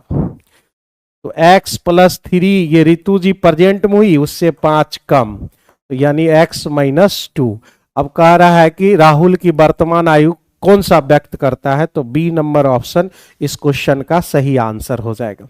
बी नंबर ऑप्शन इस क्वेश्चन के सही आंसर हो जाएंगे। ठीक है, बहुत छोटा सा सवाल था, आगे बढ़ते हैं अगले क्वेश्चन की ओर। ये बढ़िया सवाल है भाई। तो कह रहा है कि भाई ध्यान से पढ़िएगा इसको, संख्याएं 1 2 3 4 5 6 7 8 9 10, टोटल संख्याएं कितनी है, टोटल संख्याएं 10। कह रहा है क्रमिक रूप से व्यवस्थित की गई है, मतलब क्रमिक रूप से यानी बढ़ते क्रम में वो दे दिया या घटते क्रम मतलब लगातार दिया है, लगातार। क्रमिक मतलब ये हुआ लगातार, ठीक है, बढ़ते घटते वो नहीं, लगातार जैसे वो क्रम में रहती है, ठीक है। क्रम में मतलब पहला, दूसरा, तीसरा, चौथा, इस तरह से। जब प्रत्येक संख्या को उसके क्रम संख्या से जोड़ा जाता है, मतलब इस संख्या में हमको एक जोड़ना है, पहला स्थान पर है, ध्यान से समझिएगा क्या कर रहा है क्वेश्चन, पहला स्थान पर है तो एक जोड़ना है, ये 45 जो है दूसरे स्थान पर है तो 2 जोड़ना है, ये ए तीसरे स्थान पर है 3 जोड़ना है, यही पैटर्न बनेगा हमारा। तो जब प्रत्येक संख्या को उसके क्रम संख्या से जोड़ा जाता है तो नया बनने वाला एवरेज हमारा 55 दिया हुआ है। एक बात छोटा सा लॉजिक समझिए, 1 2 3 4 5, अगर हम इसका एवरेज निकालने जाए तो ये निकलेगा, ठीक है। कोई आदमी कहे कि हम प्रत्येक संख्या में 10 जोड़ दे रहे हैं तो आप कहोगे ये हो गया 11, ये हो गया 12, 13, 14, 15, तो आप इसका एवरेज निकालने जाओगे तो ये मिलेगा। तो आप प्रत्येक संख्या में 10 जोड़ रहे थे तो मेरे दोस्त जो है क्या हुआ, एवरेज में ही 10 जुट गया। तो लॉजिक ये बना कि अगर आप प्रत्येक संख्या में 1 2 3 4 जोड़ रहे हो तो पहले हम उसका एवरेज निकाल लेंगे। तो हमारा जो एवरेज होगा, पहले ये इसका एवरेज निकाल लेते हैं। पुराना एवरेज मालूम नहीं है, x मान लिया, ये जो है मेरा ओल्ड एवरेज है। नया एवरेज कितना होगा, तो नया एवरेज जो है कितना एवरेज में वृद्धि हो रही है, 1 + 2 प्लस करके जो है आप 10 तक बढ़ाए हैं तो ये आप जो है 10 से भाग देना पड़ेगा। 1 से 10 तक का जो है हमारा सम होता है 55, ठीक है ना, जानते हो ना भाई, 1 2 3 करके n तक जाओगे तो उसका रूल होता है n × n + 1/2, ये 55 आ जाएंगे। 55 को वो वाला 55 नहीं है, क्या करें हम जो है विद्यार्थी जो है ना, हमको कभी कभी लगता है कुछ भी समझ लेगा अपने मन से, ये 55 लिखेंगे वो 55 समझ लेगा। तो 10 × 11/2 और नीचे में है 10, 10 10 खत्म, तो ये हो गया हमारा 5.5। इतना मेरा एवरेज बढ़ गया है, तो लिखिए 5.5 बढ़ गया और मेरा जो नया एवरेज कितना है क्वेश्चन में वो 55 दे रखा है, यानी पुराना वाला एवरेज कितना होगा तो 49.5 हो जाएंगे। 49.5 मेरा जो है पुराना एवरेज हो जाएगा, समझ रहे हैं इस चीज को, 49.5 मेरा जो है पुराना एवरेज हो जाएगा। अब मेरे दोस्त यह देखो, यह किसका एवरेज है, तो ये सारे पुराने नंबर के एवरेज दिए गए हैं, पुराने, इस सब को जोड़ कर लिखिए, जोड़ कर लिखोगे, जोड़ लेना तुम लोग, यहां पर जो है 395 आएगा सबको जोड़कर, और उसमें 2 एक्स्ट्रा अननोन राशि है ए और बी, ये टोटल जोड़कर हमको इतना आएगा। तो योग बराबर यानी सम बराबर एवरेज यानी 49.5, और ऐसा क्या गो संख्या था, इस सब मिला के 10 गो संख्या था। तो a + b बराबर जो है उधर 495 और -395 हो गया, यानी a + b बराबर हमको मिल गया 100। अब हमें क्या कह रहा है, कह रहा है जो लुप्त संख्याएं थी ए और बी उसका औसत बताइए। अब एवरेज निकालोगे भाई इसका, तो 100 हमारा सम आया क्या गो संख्या का, 2 गो संख्या का, तो हमारा जो है इस 2 संख्या का एवरेज कितना हो जाएगा, तो 50 हो जाएंगे। तो अभी तक जो है 2 बेहतरीन सवाल आपको यहां पर मिल चुके हैं, 2 बेहतरीन सवाल यहां पर मिल चुका है। आगे बढ़ते हैं अगले सवाल की ओर। 8 सोने के सिक्के का औसत जो है आपको 20 ग्राम दे रखा है और चांदी का 35 ग्राम, ठीक है, 35 ग्राम आपको दे रखा है। सोना का सिक्का का 8 गो है और ये 12 गो है, ये x निकालना है बीच वाला। तो आप इसको काटो, यहां पर पहले सिंपलेस्ट फॉर्म में बदलो, 2 चौका और ये 3, ठीक है, 3 चौका 12। अब x का वैल्यू निकालना है कि भाई x का वैल्यू कितना होगा। x बराबर छोटी संख्या लेंगे 20 प्लस दोनों में गैप कितने का है, 15 का गैप, 15। ये लेटेस्ट मेथड है आपको इसको निकालने का। ये मेथड अगर आप सीख जाते हैं तो भविष्य में पॉइंट वाला खतरनाक सवाल को भी आप आसानी से कर लोगे। तो ये 20 है हमारा, प्लस डिफरेंस कितने का 15, ये 20 लिए तो इसका रेशियो यहां पर है, यानी 3 ऊपर कितने में से 5 में से। तो आप काट लो यहाँ पर, 3 तिहाई 9, 20 और कितना हो गया 29 हो गया इसके आंसर। अगर आप इस मेथड को नहीं सीखना चाहते, भविष्य में तो बहुत काम देने वाला है ये मेथड, नहीं सीखना चाहते हो तो कोई दिक्कत नहीं है। 20 को जो है 8 गो है और 35 को जो है 12 गो है, ठीक है। 12 8 कितने हुए, 8 + 12, भाग दे देना, आंसर निकल जाएगा, ठीक है। ये भी 29 से आएगा, तो ये भी ऐसा भी काम कर सकते हैं आप। अरे यार इसके लिए तो जगह चाहिए यहाँ पर। तो क्वेश्चन में हम पढ़ लेते हैं, वहां से बार बार आगे पीछे करने में दिक्कत होती है। ए हमारा कितना है क्वेश्चन में, एक बार पढ़ लेना क्वेश्चन। 3000 और 4000 रुपया लगाकर व्यापार आरंभ करते हैं। 8 महीने बाद 4500 लेकर सी भी आ जाता है। बी 6 माह बाद अपनी राशि वापस ले लेता है और वर्ष के अंत में मतलब 12 जो है महीने के बाद 1040 का लाभ। ये क्वेश्चन है। तो ए है यहां पर, बी है और फिर उसके बाद सी है। ए ने कितना लगाया, 3000 रुपया लगाया। बी ने कितना लगाया दोस्त, ये लगाया 4000 रुपया। और 8 माह बाद 4500 रुपया लेकर सी भी आ गया। 4500 8 महीने के बाद, बस ध्यान में रखिएगा वो बंदा जो है 8 महीने बाद आया, ठीक है। सी भी व्यापार में साझेदार बन जाता है यदि बी 6 महीने बाद अपनी राशि वापस ले लेता है। ये बंदा जो है 6 महीना तक रहा, अपना सब पैसा लेके निकल गया, समझ गया कि ये बिजनेस ज्यादा दिन चलने वाला नहीं है। और कहता है कि वर्ष के अंत में, तो साल के अंत में। ये भाई साहब कब जुड़ा था, ये जुड़ा था 8 महीने बाद, मतलब व्यापार में रहेगा 4 महीने, क्योंकि 12 महीने के लिए ही व्यापार शुरू हुआ। इसके बारे में कोई जानकारी नहीं, मतलब ये अपना शुरू से अंत तक अपना पैसा लगाया हुआ रहेगा यहाँ पर। अब बस इसी को जो है सॉल्व कर लेना है। 3 0 सबका, 2 0 सबका कट रहा है। फिर जो है आप काटो 5 से, 9 पचे 45, 8 पचे और ये 6 पचे, ठीक है। और कुछ कॉमन है क्या यहाँ पर, सब में 6 दिख रहा है क्या, बिल्कुल 6 दिख रहे हैं। तो 6 हमारा 2 हो गया, 6 से एक बार, 9 चौका 36, 36 का 6 अभी भी दिख रहा है। तो 2 सबके पास, ये 2, ये 4, ये 3, मतलब रेशियो कितना का आ गया, 6 4 और 3। ये किस चीज का रेशियो है, तो यह मेरे दोस्त प्रॉफिट का रेशियो है। प्रॉफिट का यहां पर रेशियो दे रखा है, तो प्रॉफिट का रेशियो कितना है, तो यहां पर कितना है भाई 1040, 1040 यहां पर दे रखा है, ठीक है। तो किसका निकालना है, 1040 किस प्रकार बांटते हैं, मतलब सबका निकालना है। 6 4 10 3 13, 13 का वैल्यू आपको कितना दे रखा है 1040, तो 8 बार में तो ये कटियन जाएगा। अब जो है एक का वैल्यू 80 हो गया, सबको 80 से गुना कर लो, 80 8 6 48, 480, 80 से गुना करो मेरे दोस्त, तो ये 320 आ जाएगा। 80 से इसको गुना करो तो ये 240 हो जाएंगे। तो ये हमारा 480, 320 और 240, यह आपका जो है ए नंबर ऑप्शन करेक्ट आंसर हो जाएगा। ए नंबर ऑप्शन इसके सही आंसर हो जाएंगे। ये आपका जो है पार्टनरशिप चैप्टर का क्वेश्चन है। और अगर हम सेंट्रल एसएससी की बात करें तो उसी में एगो जो है हार्ड क्वेश्चन पूछा जाता है। बाद बाकी जितने भी जो है एग्जाम है उसमें जो है यही सिंपल छोटा मोटा सवाल पूछा जाता है। दो संख्याओं का योग 434 है तो महत्तम समावर्तक 31 है।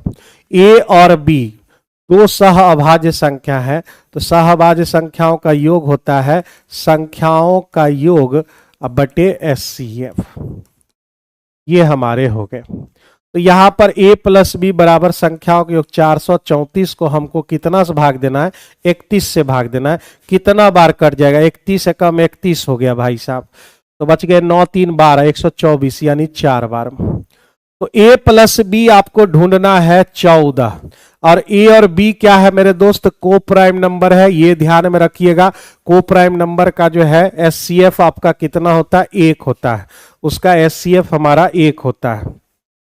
तो अब यहां पर जो है आपको ऐसा पेयर बनाना है, पेयर जिसमें जो है 14 आ जाए। तो 1 और 13 लोगे, ठीक है। उसके बाद 2 और 12 नहीं ले सकते हैं, 2 12 नहीं लोगे, क्यों, तो उसका एचसीएफ 1 नहीं है। 3 11 ले लोगे, चल जाएगा, 3 11 हो जाएंगे। उसके बाद 4 10 नहीं ले सकते हैं क्योंकि इसका एचसीएफ 2 1 नहीं है। इधर से 1 बढ़ाइए, उधर से 1 घटाइए, 5 और 9 चल जाएगा, हो जाएगा। इधर से 1 बढ़ाइए, 6 और 8 नहीं होगा। इधर से 1 बढ़ाइए, 7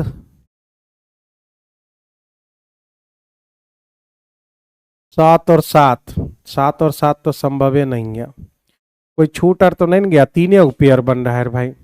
1 13, ठीक है, 14 हो गए। 2 और 12 नहीं ले सकते, ठीक है। 3 और 11 ले सकते हैं, बिल्कुल। फिर 4 और 10 नहीं ले सकते। फिर इधर से 5 और 9 ले लिए, ठीक है। और उसके बाद जो है 6 और 8 नहीं ले सकते हम, ठीक है। 7 7 तो लोगे तो उसका नहीं हो पाएगा। कुल 3 ही पेयर बनेंगे, 3 ही पेयर बनेंगे। एक बार क्वेश्चन का आंसर चेक कर लेना। 3 पेयर, हाँ, ये number option correct answer. 3 pair बनेंगे, रूल याद रखना भाई साहब। कह रहा है कि जो है 2094x843y2 ये हमारा है 88 से विभाजित है। तो x का सबसे बड़ा संभव मान लेते हुए 5x - 7y का मान ज्ञात करें। 5x - 7y का मान आपको ज्ञात करना है, ठीक है। ये थोड़ा सा खतरनाक सवालों में से एक आ सकता है, क्योंकि जो है पहले न्यूनतम वैल्यू पूछता था, यहां पर जो है कह रहा है कि मैक्सिमम वैल्यू सोचिए। तो मैक्सिमम जो है थोड़ा दूर तक चला जाता है, तो उसमें दिक्कत हो सकती है भाई। ये 3 अंकों की संख्या किससे डिविजिबल है? 88 से। 88 का मतलब 11 × 8। देखना इसका एचसीएफ 1 है, तो ये बिल्कुल है। जो 11 से कट गया, 8 से कट गया, वो हर हालत में 88 से कटेगा। और जिनका एचसीएफ 1 नहीं आएगा उससे कट भी सकता है और नहीं भी कट सकता है। तो ये तो चेक करने का विषय हो गया। इसलिए हमेशा एचसीएफ जिसका 1 है वही संख्या लेने की कोशिश करें, 100% कटेगा। तो पहले 8 से काट लेते हैं। 8 से काटने का नियम क्या है भाई? 8 से काटने का नियम है कि भाई y के जगह पर अंतिम 3 अंकों की संख्या कट जानी चाहिए। तो y के जगह पर हम कितना रखें? 0। 0 से 9 तक में सोचिए।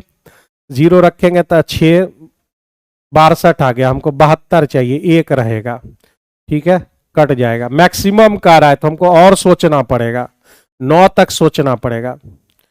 1 हो गया, उसके बाद कितना से कट जाएगा भाई? 2 3 4 4 रखेंगे 34, 32 2 22, 5 रखोगे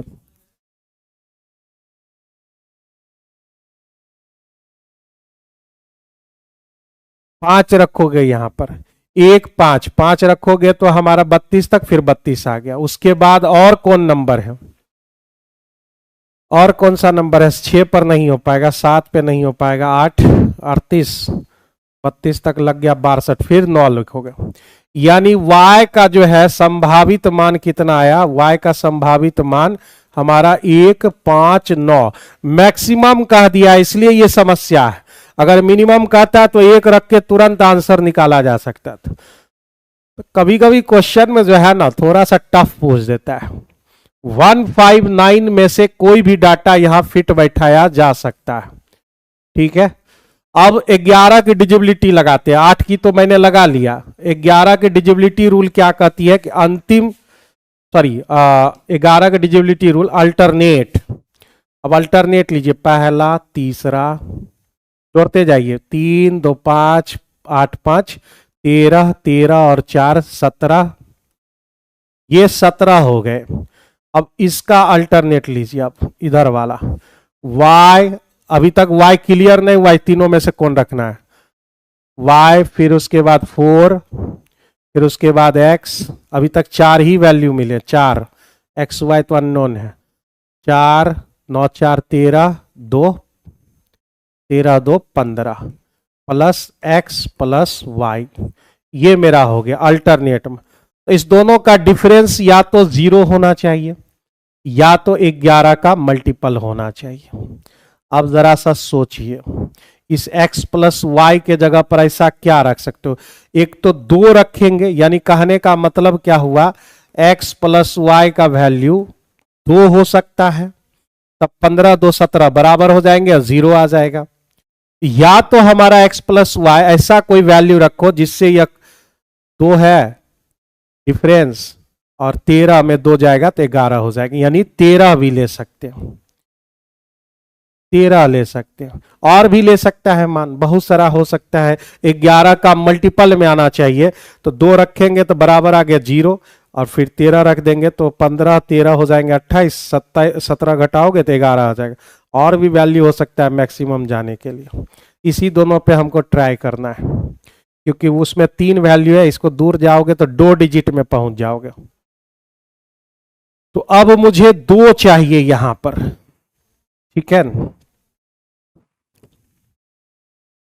और 5x माइनस 7y भी का वैल्यू निकालना है। अगर हम y का वैल्यू 1 लेते हैं, जरा सा सोचिए, मैक्सिमम करा 1 लेते हैं तो हमको यहां पर क्या लाना पड़ेगा, इस 2 तो संभव ही नहीं है भाई, 2 लाने का संभव, 13 पर सोचो, 1 रखेंगे तो यहां पर जो है 13 लाने के लिए हमको लिखना पड़ेगा 12, और एक ही डिजिट पर 12 तो नहीं हो सकता है, 2 डिजिट वाला तो नंबर नहीं हो सकता है। पहला ऑप्शन खत्म, 1 की कहानी खत्म हो गई भाई साहब। अब आइए 5 रखिए, 5 लाना 13 है तो क्या रखोगे 8, ये चल जाएगा। 9 रखेंगे, 9 और उसमें जो है 9 रखोगे तो ये 9 4 13, 2 वैल्यू पॉसिबल है आपके, 8 5, यानी x का वैल्यू 8 रखोगे तो y का वैल्यू 5 होगा, x का वैल्यू 4 रखोगे तो 9 मिलेंगे। 2 पॉसिबल वैल्यू अभी आए। आगे क्या कर रहा है कि x का जो है सबसे बड़ा मान चाहिए, तो मेरे दोस्त x 4 होगा क्या, नहीं होगा, हटाइए, तो बचा कौन 8 और 5, यानी यहां पर जो है पूरे सवाल में ये पता चला x हमारा 8 होगा और y हमारा 5 होगा, जो पूरे चीज को सेटिस्फाइड करेगा। अब यहां पर वैल्यू रख देना है, तो 8 पचे हो गए 40, 7 पचे 35, यानी डिफरेंस कितने का 5 का। तो बी नंबर ऑप्शन इस क्वेश्चन का सही आंसर हो जाएगा। लगातार बढ़िया सवाल आ गया भाई, एक अब तक 3 बढ़िया सवाल इसमें जो है मतलब टफ लेवल के सवाल जो आप कहिए वो आए हैं भाई। इसको ढूंढने में थोड़ा सा टाइम लगेगा आप लोग को, ऐसा नहीं है कि तुरंत आप ढूंढ लोगे। देखो एक और खतरनाक सवाल, एक जाता नहीं है दूसरा आ जाता है, आज का सेट थोड़ा टफ लेवल का है। एक सिक्के को जब 8 बार आप उछालते हैं तो कह रहा है ठीक 5 बार पट, ठीक 5 बार पट, यानी चित और पट, यानी टेल बोलते हैं ना इसको, और हेड बोलते हैं उसको, टेल प्राप्त करने की प्रायिकता क्या होगी। जरा सा जो है थोड़ा सा ध्यान देने की जरूरत है। 8 बार आपको उछालना है, ठीक 5 बार आपको पट आना चाहिए। एक बार आप सोचो कि आप जो है ला रहे हो, एक बार में पहले सोचिए, एक बार में आप 2 होते हैं, मतलब सिक्के के पहलू हेड या टेल, उसमें से आपको टेल लाना है, तो प्रोबेबिलिटी होगी 1/2, और आपको जो है जो नहीं चाहिए वो भी 1/2 आ जाएगा, से 1 माइनस 1/2, तो आप कितना आएगा 1/2 ही आएंगे। तो ये चीज काम आपका हो सकता है, ध्यान से समझिएगा इस सवाल को। पहले एक ही बार उछाले तो उसमें टेल आने की प्रायिकता 1/2 हो गई, ठीक है। प्लस माइनस छोड़ हटाओ या रहने दो, प्लस का मतलब क्या हुआ, ये आने वाला है, ये चाहिए हमको और ये नहीं चाहिए हमको, ये हो गया। तो एक बार में तो इतनी बातें हो गई, आप 8 बार उछालते और 8 में से 5 आपको चाहिए,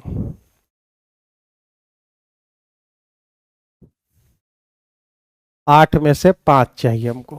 तो रूल हमारा क्या होता है, कंडीशनल प्रोबेबिलिटी में जो हमें कंडीशन चाहिए उसमें रूल होता है आपका 8 बार उछालना है। तो लिखते जाइए क्या क्या है, n बराबर हो गए 8, तो n c, और ये हमारा 5 बार लाना है, तो k मान लीजिए 5 बार आने का, k का वैल्यू आपका कितना हो गया 5 इनटू, अब जो हमें चाहिए 1/2 चाहिए, मतलब p का वैल्यू आपके कितने हो जाएंगे, p का वैल्यू k हो जाएगा, 5 बार चाहिए ना तो 5 हो जाएंगे, और जो हमें नहीं चाहिए q, वो हमारा k minus n minus k हो जाएगा, मतलब जो है हमारा जितना हमें नहीं चाहिए। ये वैल्यू हमारा जो है कंडीशनल प्रोबेबिलिटी जब पढ़िएगा। खैर आपको जो है बिहार एसएससी में इतना खतरनाक सवाल और नहीं देगा, टेंशन लेने की जरूरत बिल्कुल भी नहीं है, ठीक है। ज्यादा से ज्यादा क्या पूछेगा आपको, हेड टेल 2 बार 3 बार यहां तक पूछे जा सकते हैं, या अगर कभी जीवन में पूछा तो इस रूल का सहायता लेना है। यहां कितनी बार है, 8 बार, के का वैल्यू 5 बार, सब वैल्यू यहां से उठाइए डाल दीजिए उसमें। तो एन का वैल्यू 8 है, 8 सी और 5 ये हो गया। पी का मतलब 1/2 है और हमें जो है कितनी बार चाहिए, 5 बार। और ये क्यू का वैल्यू 1/2 है, तो टोटल 8 बार चाहिए, 5 बार हो गया है तो 3 बार यहां लिखेंगे। इस क्वेश्चन का आंसर इतना ही आएगा, बस इसको अब सॉल्व करना है। तो एनसीआर परमुटेशन एंड कॉम्बिनेशन 2 बजे दोपहर में देखिएगा, मंडे टू फ्राइडे में 2 दिन अभी डिस्कशन लिए हैं परमुटेशन और कॉम्बिनेशन का। एईडीओ परिचारी और बिहार एसएससी ऐसे करके उसका थंबनेल बना हुआ, उसमें देख लीजिएगा सवाल को। एनसीआर का वैल्यू जो होता है factorial n minus r into factorial r होते हैं। तो आपको 8C3 निकालना है, 8C5 लगा के देखिएगा तो आपको 8 में 5 घट गया तो 3 तक खत्म, यानी 8 हो गए, 7 हो गया, 6 हो गया, फैक्टोरियल 5 बच गए और नीचे फैक्टोरियल 5। बहुत लोगों को जल्दी समझ में भी ये नहीं आता है, ठीक है।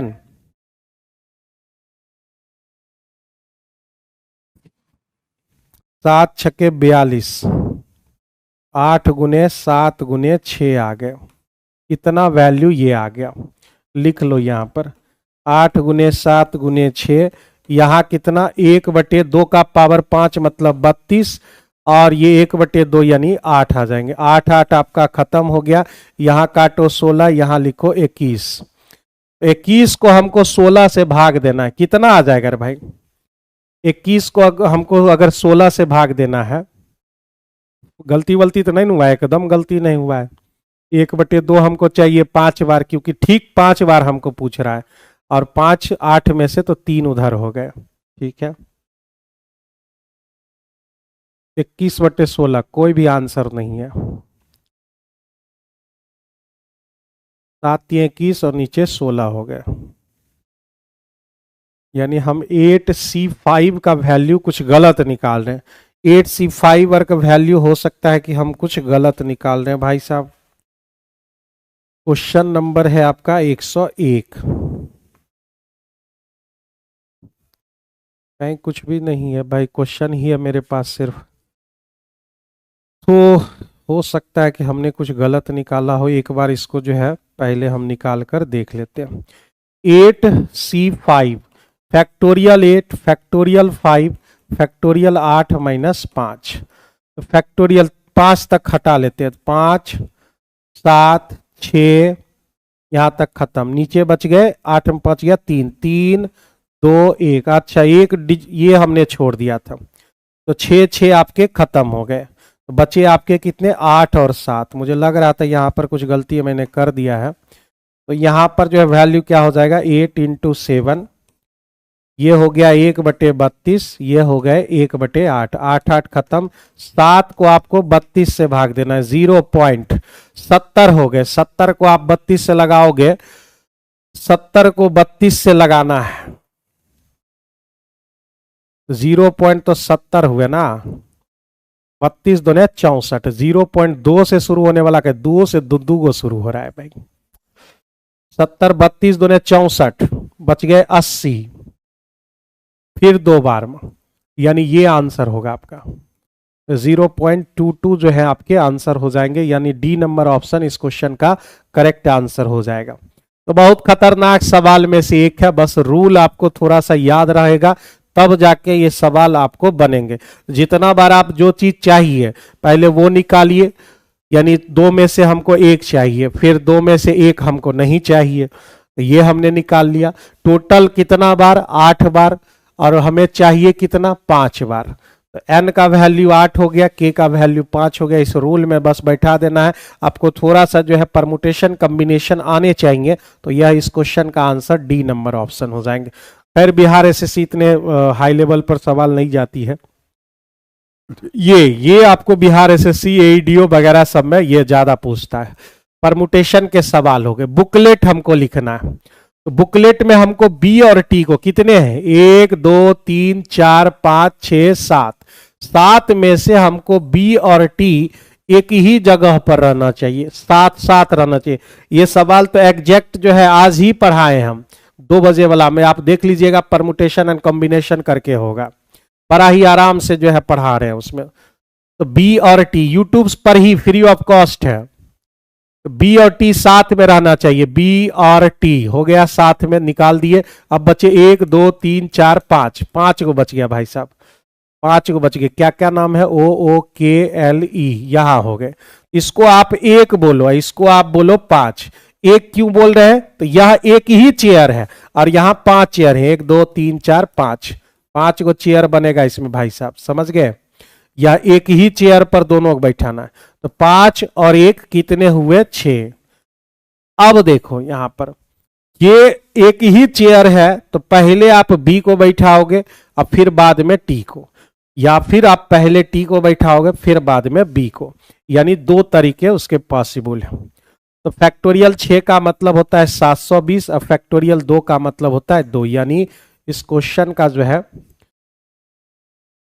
अच्छा यहां पर एक रिपीट भी कर रहा है, रिपीटेशन से भागा भी देना पड़ता है। यहां एक जो है रिपीट कर रहा है, तो रिपीट जो है 5 1 6 और रिपीट कर रहा है वो 2 से हमको भागा भी देना होगा, यानी 2 2 खत्म। फैक्टोरियल 6 का मतलब 6 से लेकर 5 4 3 2 1, फिर कितने हो जाएंगे, 720। ये सब सवाल है ना, थोड़ा सा जो है आपको कॉन्शियस होके काम करना पड़ेगा इसमें, ठीक है ना, काम करना पड़ेगा आपका। आगे बढ़ते हैं अगले सवाल की ओर। 103 नंबर सवाल है, कितने सवाल बचे हुए हैं बस। रॉडनी ने अर्धवार्षिक रूप से संयोजित 8% वार्षिक चक्रवृद्धि ब्याज की दर से 1 वर्ष के लिए 15,000 रुपये का निवेश किया, ठीक है। उससे प्राप्त होने वाली धनराशि कितनी होगी, ये बात आपको पता लगाना है। अर्धवार्षिक यानी जो है ना, रॉडनी ने अर्धवार्षिक रूप से संयोजित 8% चक्रवृद्धि ब्याज, 8% जो है, अब देखो यहां पर क्या हो रहा है, अर्धवार्षिक हाफ ईयरली हो रहा है, तो रेट को आपको आधा करना पड़ेगा। 4% जो है प्रति छमाही हो गया, ठीक है। 1 साल है, 1 साल में कितने छमाही होते हैं, 2, यानी 2 बार आपको जो है बैंक जाना होगा। मान लो बैंक में पैसा रख रहे हो, तो अब 2 साल मेरे भाई, जब 2 साल आपके रहते हैं तो CI आपका होता है 2R + R²/100%, ये फॉर्मूला होता है। तो R के जगह हमारा कितना, 4% आप रख के देखो, 2 × 4 + 4 × 4/100। हमको लगा कि जो है 45 मिनट में डिस्कशन कंप्लीट हो जाएगा, लेकिन संभव ही नहीं है भाई। इतना हम पहला नंबर 16 पढ़ाते हैं, 8 दूने ये 8 हो गए और ये हमारा 16, यानी 8 पॉइंट जो है 8.16% आ जाएगा, 4 चौका 16, 8.16%। और ये जो 15,000 निवेश कर रहा है वह मेरा क्या है, तो वह जो है आपका 100% है, प्रिंसिपल है ये, और प्रिंसिपल हमेशा 100% होते हैं। तो 100% का जो वैल्यू है वह 15,000 के बराबर है, वह 15,000 के बराबर है। अगर परसेंटेज रूल से नहीं चलते तो यहां पर सक्सेसिव रूल लगाया जा सकता था, जो आप लोग का है, या रेशियो मेथड से भी चला जा सकता। चलो हमने बना दिया तो बना दिया भाई। तो ये हमारा CI हो गया। अब उसमें 100 जोड़िए, क्योंकि हमसे अमाउंट पूछ रहा है, अमाउंट आपसे पूछ रहा है, तो 108.16% कितना होगा 15,000/100 × 108.16। थोड़ा सा आप कैलकुलेट कर लोगे, ठीक है, इतना हो जाएगा, 15 × 15 × 90, यानी 0 0 हो जाएंगे। यानी इस क्वेश्चन का आंसर कितना है, 16,224। 16,224 इस क्वेश्चन का सही आंसर हो जाएगा। बढ़िए आगे तेजी से। एक व्यक्ति ने अपने वस्तुओं को, 5 वस्तु अगर उसके पास है तो 3 वस्तु बचे दिए, टोटल हमारा कितना है, 5 वस्तु। उसमें से 3 वस्तु पर आपको क्या हो रहा है कि 16% जो है प्रॉफिट हो रहा है। ये सबसे इजी मेथड होगा आपका जो है इस सवाल के लिए। तो 16% हमारा है। शेष बचा कितना, 5 में से 3 हो गया, 2 बचे और कह रहा है क्रय मूल्य पर बेच दिया। इस 16% लाभ लिया। जब आप कॉस्ट प्राइस पर बेचते हो तो क्या होता है, कॉस्ट प्राइस पर जब आप बेचते हो तो मेरे भाई ना प्रॉफिट होता है ना आपके लॉस होते हैं, ना प्रॉफिट होता है और ना लॉस होता है, यानी ये 0% हो जाएगा। और इस पर कितना पूरे लेन देन पर होगा तो वही निकालना है हमको। यहां पर गुना कीजिए 48 और ये 0 भाई साहब हो गए 5x, x बराबर 48/5, 9 पचे 45, इतना परसेंट प्लस में आया है तो मतलब प्रॉफिट होगा। अगर माइनस में आता तो आपका जो है लॉस हो जाता, लॉस हो जाते आपके। करा ईंधन की कीमत 3 महीने में 60% दिया हुआ है। 60% कहने का मतलब 3/5 माइनस में है। 30% कहने का मतलब है 3/10। 20% का मतलब -1/5। अब आप जरा सा ध्यान से देखिए, 5 की चीज कोई थी, 3 कम हो गई मतलब हो गया 2। 10 की चीज में 3 कम मतलब हो गए 10 से 7। 5 की चीज 1 कम मतलब 4। 3 साल लगातार वो घटा है, लेकिन चौथे साल में आकर 60% बढ़ गया। अब की बार जो है 5 की चीज 3 बढ़ेगा तो 8 हो जाएंगे, ऐसा कह रहा है। कोई कटेगा भी यहां पर, 5 से ये कट गए 2 से, ठीक है। 8 दूने 16, 16 दूने 32 गुना 7 कितना होता है भाई, तो 32 गुने 7, 7 दूने 14, बच गए आपके 1 और 7 21 1 22 और नीचे 625 हो गया। इसका मतलब क्या है कि पहले जो है पुराना हमारा 625 था, नया क्या हुआ 224 हो गए। अब इसके बीच गैप कितने का आ गया, इसके बीच जो है हमारा गैप पहले निकाल लीजिए और वही आपको जो है वृद्धि या कमी बताएगा। तो भाई 5 में 4 गया 1, 2 में 2 गया 0, 4, 401 जो है कमी हो गई उसकी, कम गया कितने पर 625 पर, गुना 100, यही परसेंटेज आपकी कमी है, परसेंटेज कमी। तो भाई ये 25 चौका और ये 25, तो 4 0 और 4 चौका 16, 16 को अगर आप 25 से गुना करो 1604/25, या फिर आप क्या करो 16 चौका 64, 4 चौका 16/100 लिख दो, तो 64.16% आ जाएगा, जो कि ए नंबर ऑप्शन है। हमने क्या किया कि नीचे में 0 लाने के लिए 4 से ऊपर नीचे गुना कर दिए, 64.16% आपका करेक्ट आंसर हो जाएगा। एक स्टीमर धारा की दिशा में 2 बंदरगाहों के बीच की दूरी 4 घंटे में, धारा की दिशा में 4 घंटा लेता है और धारा के विपरीत 5 घंटा लेता है। ध्यान से समझिएगा, तो बोट का जो चाल है और स्ट्रीम की चाल है, एक बार समय को जोड़ा जाता है और एक बार समय को घटाया जाता है। मतलब 5 + 4 जोड़िए, 5 - 4 घटाइए, तो यह हो जाएगा 9/1, 9/1 हो जाएगा। अब आप क्वेश्चन देखो, स्ट्रीम की चाल s बराबर 2 दे रखा है, तो 1 का वैल्यू जब 2 हो गए तो 9 का वैल्यू कितना हो जाएगा 18 हो जाएंगे।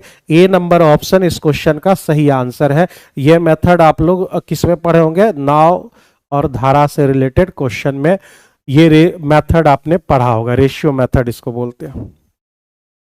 रवि की आयु उसकी पत्नी से 5 वर्ष अधिक है, ठीक है, बहुत अच्छी बात है। और उसकी पुत्री की आयु की 5 गुनी है उसकी, किसकी, पत्नी की। 3 वर्ष पहले उसकी पुत्री की आयु 4 वर्ष थी। जरा सा सोचो, 3 साल पहले उसकी बेटी जो है डॉक्टर कितने साल की है, 4 साल की, 4 साल की उसकी बेटी है, ठीक है। अब जो है कितना हो जाएगा, 4 साल की उसकी बेटी है, तो मेरे दोस्त जो है प्रेजेंट में जाओगे तो 3 साल जोड़ना पड़ेगा, प्रेजेंट में उसकी बेटी 7 साल की हो जाएगी, ठीक है। पचगुन्ना है कौन, उसकी मैडम, मैडम क्या है नाम, वाइफ, तो 5 गुना करिए, 7 × 5 = 35 हो गए। उसका जो हस्बैंड है, हस्बैंड जो है उसका, उससे 5 साल ज्यादा है, यानी 35 + 5, यानी हस्बैंड बाबू साहब कितना है 40 साल के हैं, यानी बी नंबर ऑप्शन इस क्वेश्चन का सही आंसर है। बी नंबर ऑप्शन इस क्वेश्चन के सही आंसर है। स्टूडेंट वहां वेट कर रहा है और हम यहां क्लास कर रहे हैं। 2000 से 2003 की बात कर रहा है। 2000 से 2003 के दौरान कंपनी एक्स के औसत उत्पादन और उसी अवधि के दौरान कंपनी वाई के औसत उत्पादन लाख बोरियों में क्या है, है। रेशियो में तो जो है बोरिस कोई लेना देना नहीं है। एक्स चाहिए ना, एक्स चाहिए औसत उत्पादन, और वाई चाहिए। एक्स बाबू साहब यहाँ है, 2000 से 2003 तक जाना है, इधर से शुरू करो भाई साहब। ये इधर से इधर मतलब ये 30 है, ये 50, 50, ये भाई साहब 40, कितने हो गए? एक्स वाला जो है 30 प्लस 50 प्लस 50 प्लस 40 बटे 4, और वाई वाला पता लगाइए। ये हमारा 40, 40, 50 और ये 30, 40, 40, 50 और 30, 4 से भागा, तो 4 से भागा ही देना है, तो ये 4 4 आपके खत्म हो गए। 100 और इधर हो गए 170 100 और ये 4 4 8 यानी 180 हो गया। ये क्या है? 30 है, ओ 50 हम पर 30 और 4 बार 160 हो गए, यानी जो है ये रेशियो 17:16 हो गया। 17:16 मतलब जो है सी नंबर ऑप्शन इस क्वेश्चन का सही आंसर है। अरे कितना छौंक रहे हो?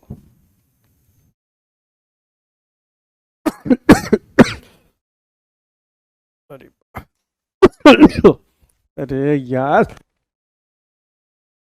पूरा जला के रख दोगे क्या? P और Q का जो है एलसीएम हमारा R दिया हुआ है। P और Q का जो एलसीएम है वह R दे रखा है, तो कह रहा है कि इसका जो है एलसीएम बताइए। P² Q और सब स्टूडेंट सब जो है इतना ना मुर्गा खाता है ना एकदम। P² Q और PQ², ये हमारा है।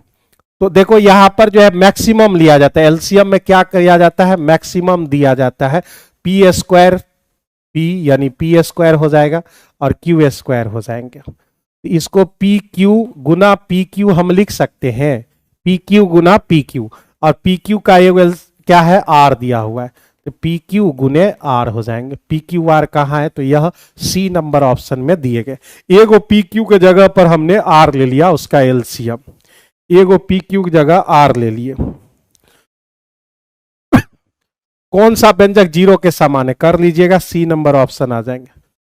लंबवृत्तीय बेलन जो रेडियस हमारा कितना है? 18 है। इसकी ऊंचाई हमको कितनी दे रखी है? 21। बेलन का आयतन निकाल लोगे ना, बेलन का आयतन पाई R² यानी 18 गुने 18 गुने 21 हो जाएंगे। 7 तिया 21 हो गया, 22 तिया 66 गुना 324, 6 चौका 24। कौन है लास्ट में? 4, एकलौता है यहाँ पर लास्ट में 4, तो 21,384 हो जाएंगे। 21,384 हो जाएगा। दो संख्याओं का औसत जो है 48 दे रखा है औसत, तो सम कितना होगा दोनों संख्या का? x ले लेते हैं और y, तो सम हो जाएगा 48, दोनों हो जाएंगे 96। ठीक है। अब छोटकी संख्या, इसमें छोटी संख्या में अगर 3 जोड़ दिया जाए, छोटी संख्या अगर x ले लेते हैं, छोटी x, तो बड़ी वाली संख्या हमको 96 माइनस x मिल जाएगा। छोटी संख्या में अगर आप 3 जोड़ दें तो यह जो है 96 माइनस x, दोनों का रेशियो 11/20 हो जाते हैं। तो कह रहा है कि दशमलव के 2 स्थान तक, दशमलव के 2 स्थान तक जो है हमें इसका वैल्यू चाहिए, दशमलव के 2 स्थान तक इसका वैल्यू चाहिए। तो यहां पर जो है जल्दी से निकाल ले भाई, क्या होगा x का वैल्यू? 20x प्लस जो है 20 तिया 60, और 96 गुना 11 होता कितना है भाई? 6 9 6 15 और 9 1 10, 1056 हो गया। 1056 माइनस 11x, ये इतना वैल्यू आ गया। 11x इधर लाएंगे, 31x उधर, 60 जाके घटा देना है। 60 घटाओगे, 60 अगर घटा ले तो 56 निकाल दो, 1000 समझो, 1000 में 4 घटाना है तो 996 हो जाएंगे। अरे तो पॉइंट में पहुंच गया यार भाई। 996 को अगर 31 से भागा दिया जाए तो आपके 32.13 अप्रॉक्स आएगा। तो 32.13 आपके अप्रॉक्स आएंगे। हमको नया वाला चाहिए, मतलब बड़ी संख्या चाहिए। थोड़ा सा हम खुद से कैलकुलेट नहीं कर रहे हैं क्योंकि समय जो है ना बहुत ज्यादा हो चुका है, तो थोड़ा सा जो है आज माइंड नहीं करेंगे आप लोग, फिर उसके बाद अगले दिन हम खुद से करेंगे। 32.13 घटाओगे 96 में तो आपको मिलेगा, आपको यह जो है 63.87 मिल जाएंगे, यानी जो है 63.87 ए नंबर ऑप्शन करेक्ट आंसर हो जाएगा। और 137 आप खुद से भी कर सकते हो, तो ये जो है 1 आ जाएंगे। तो माय डियर स्टूडेंट्स, ये जो है यहीं पर खत्म हो जाता है, एक क्वेश्चन को खुद से बना लोगे।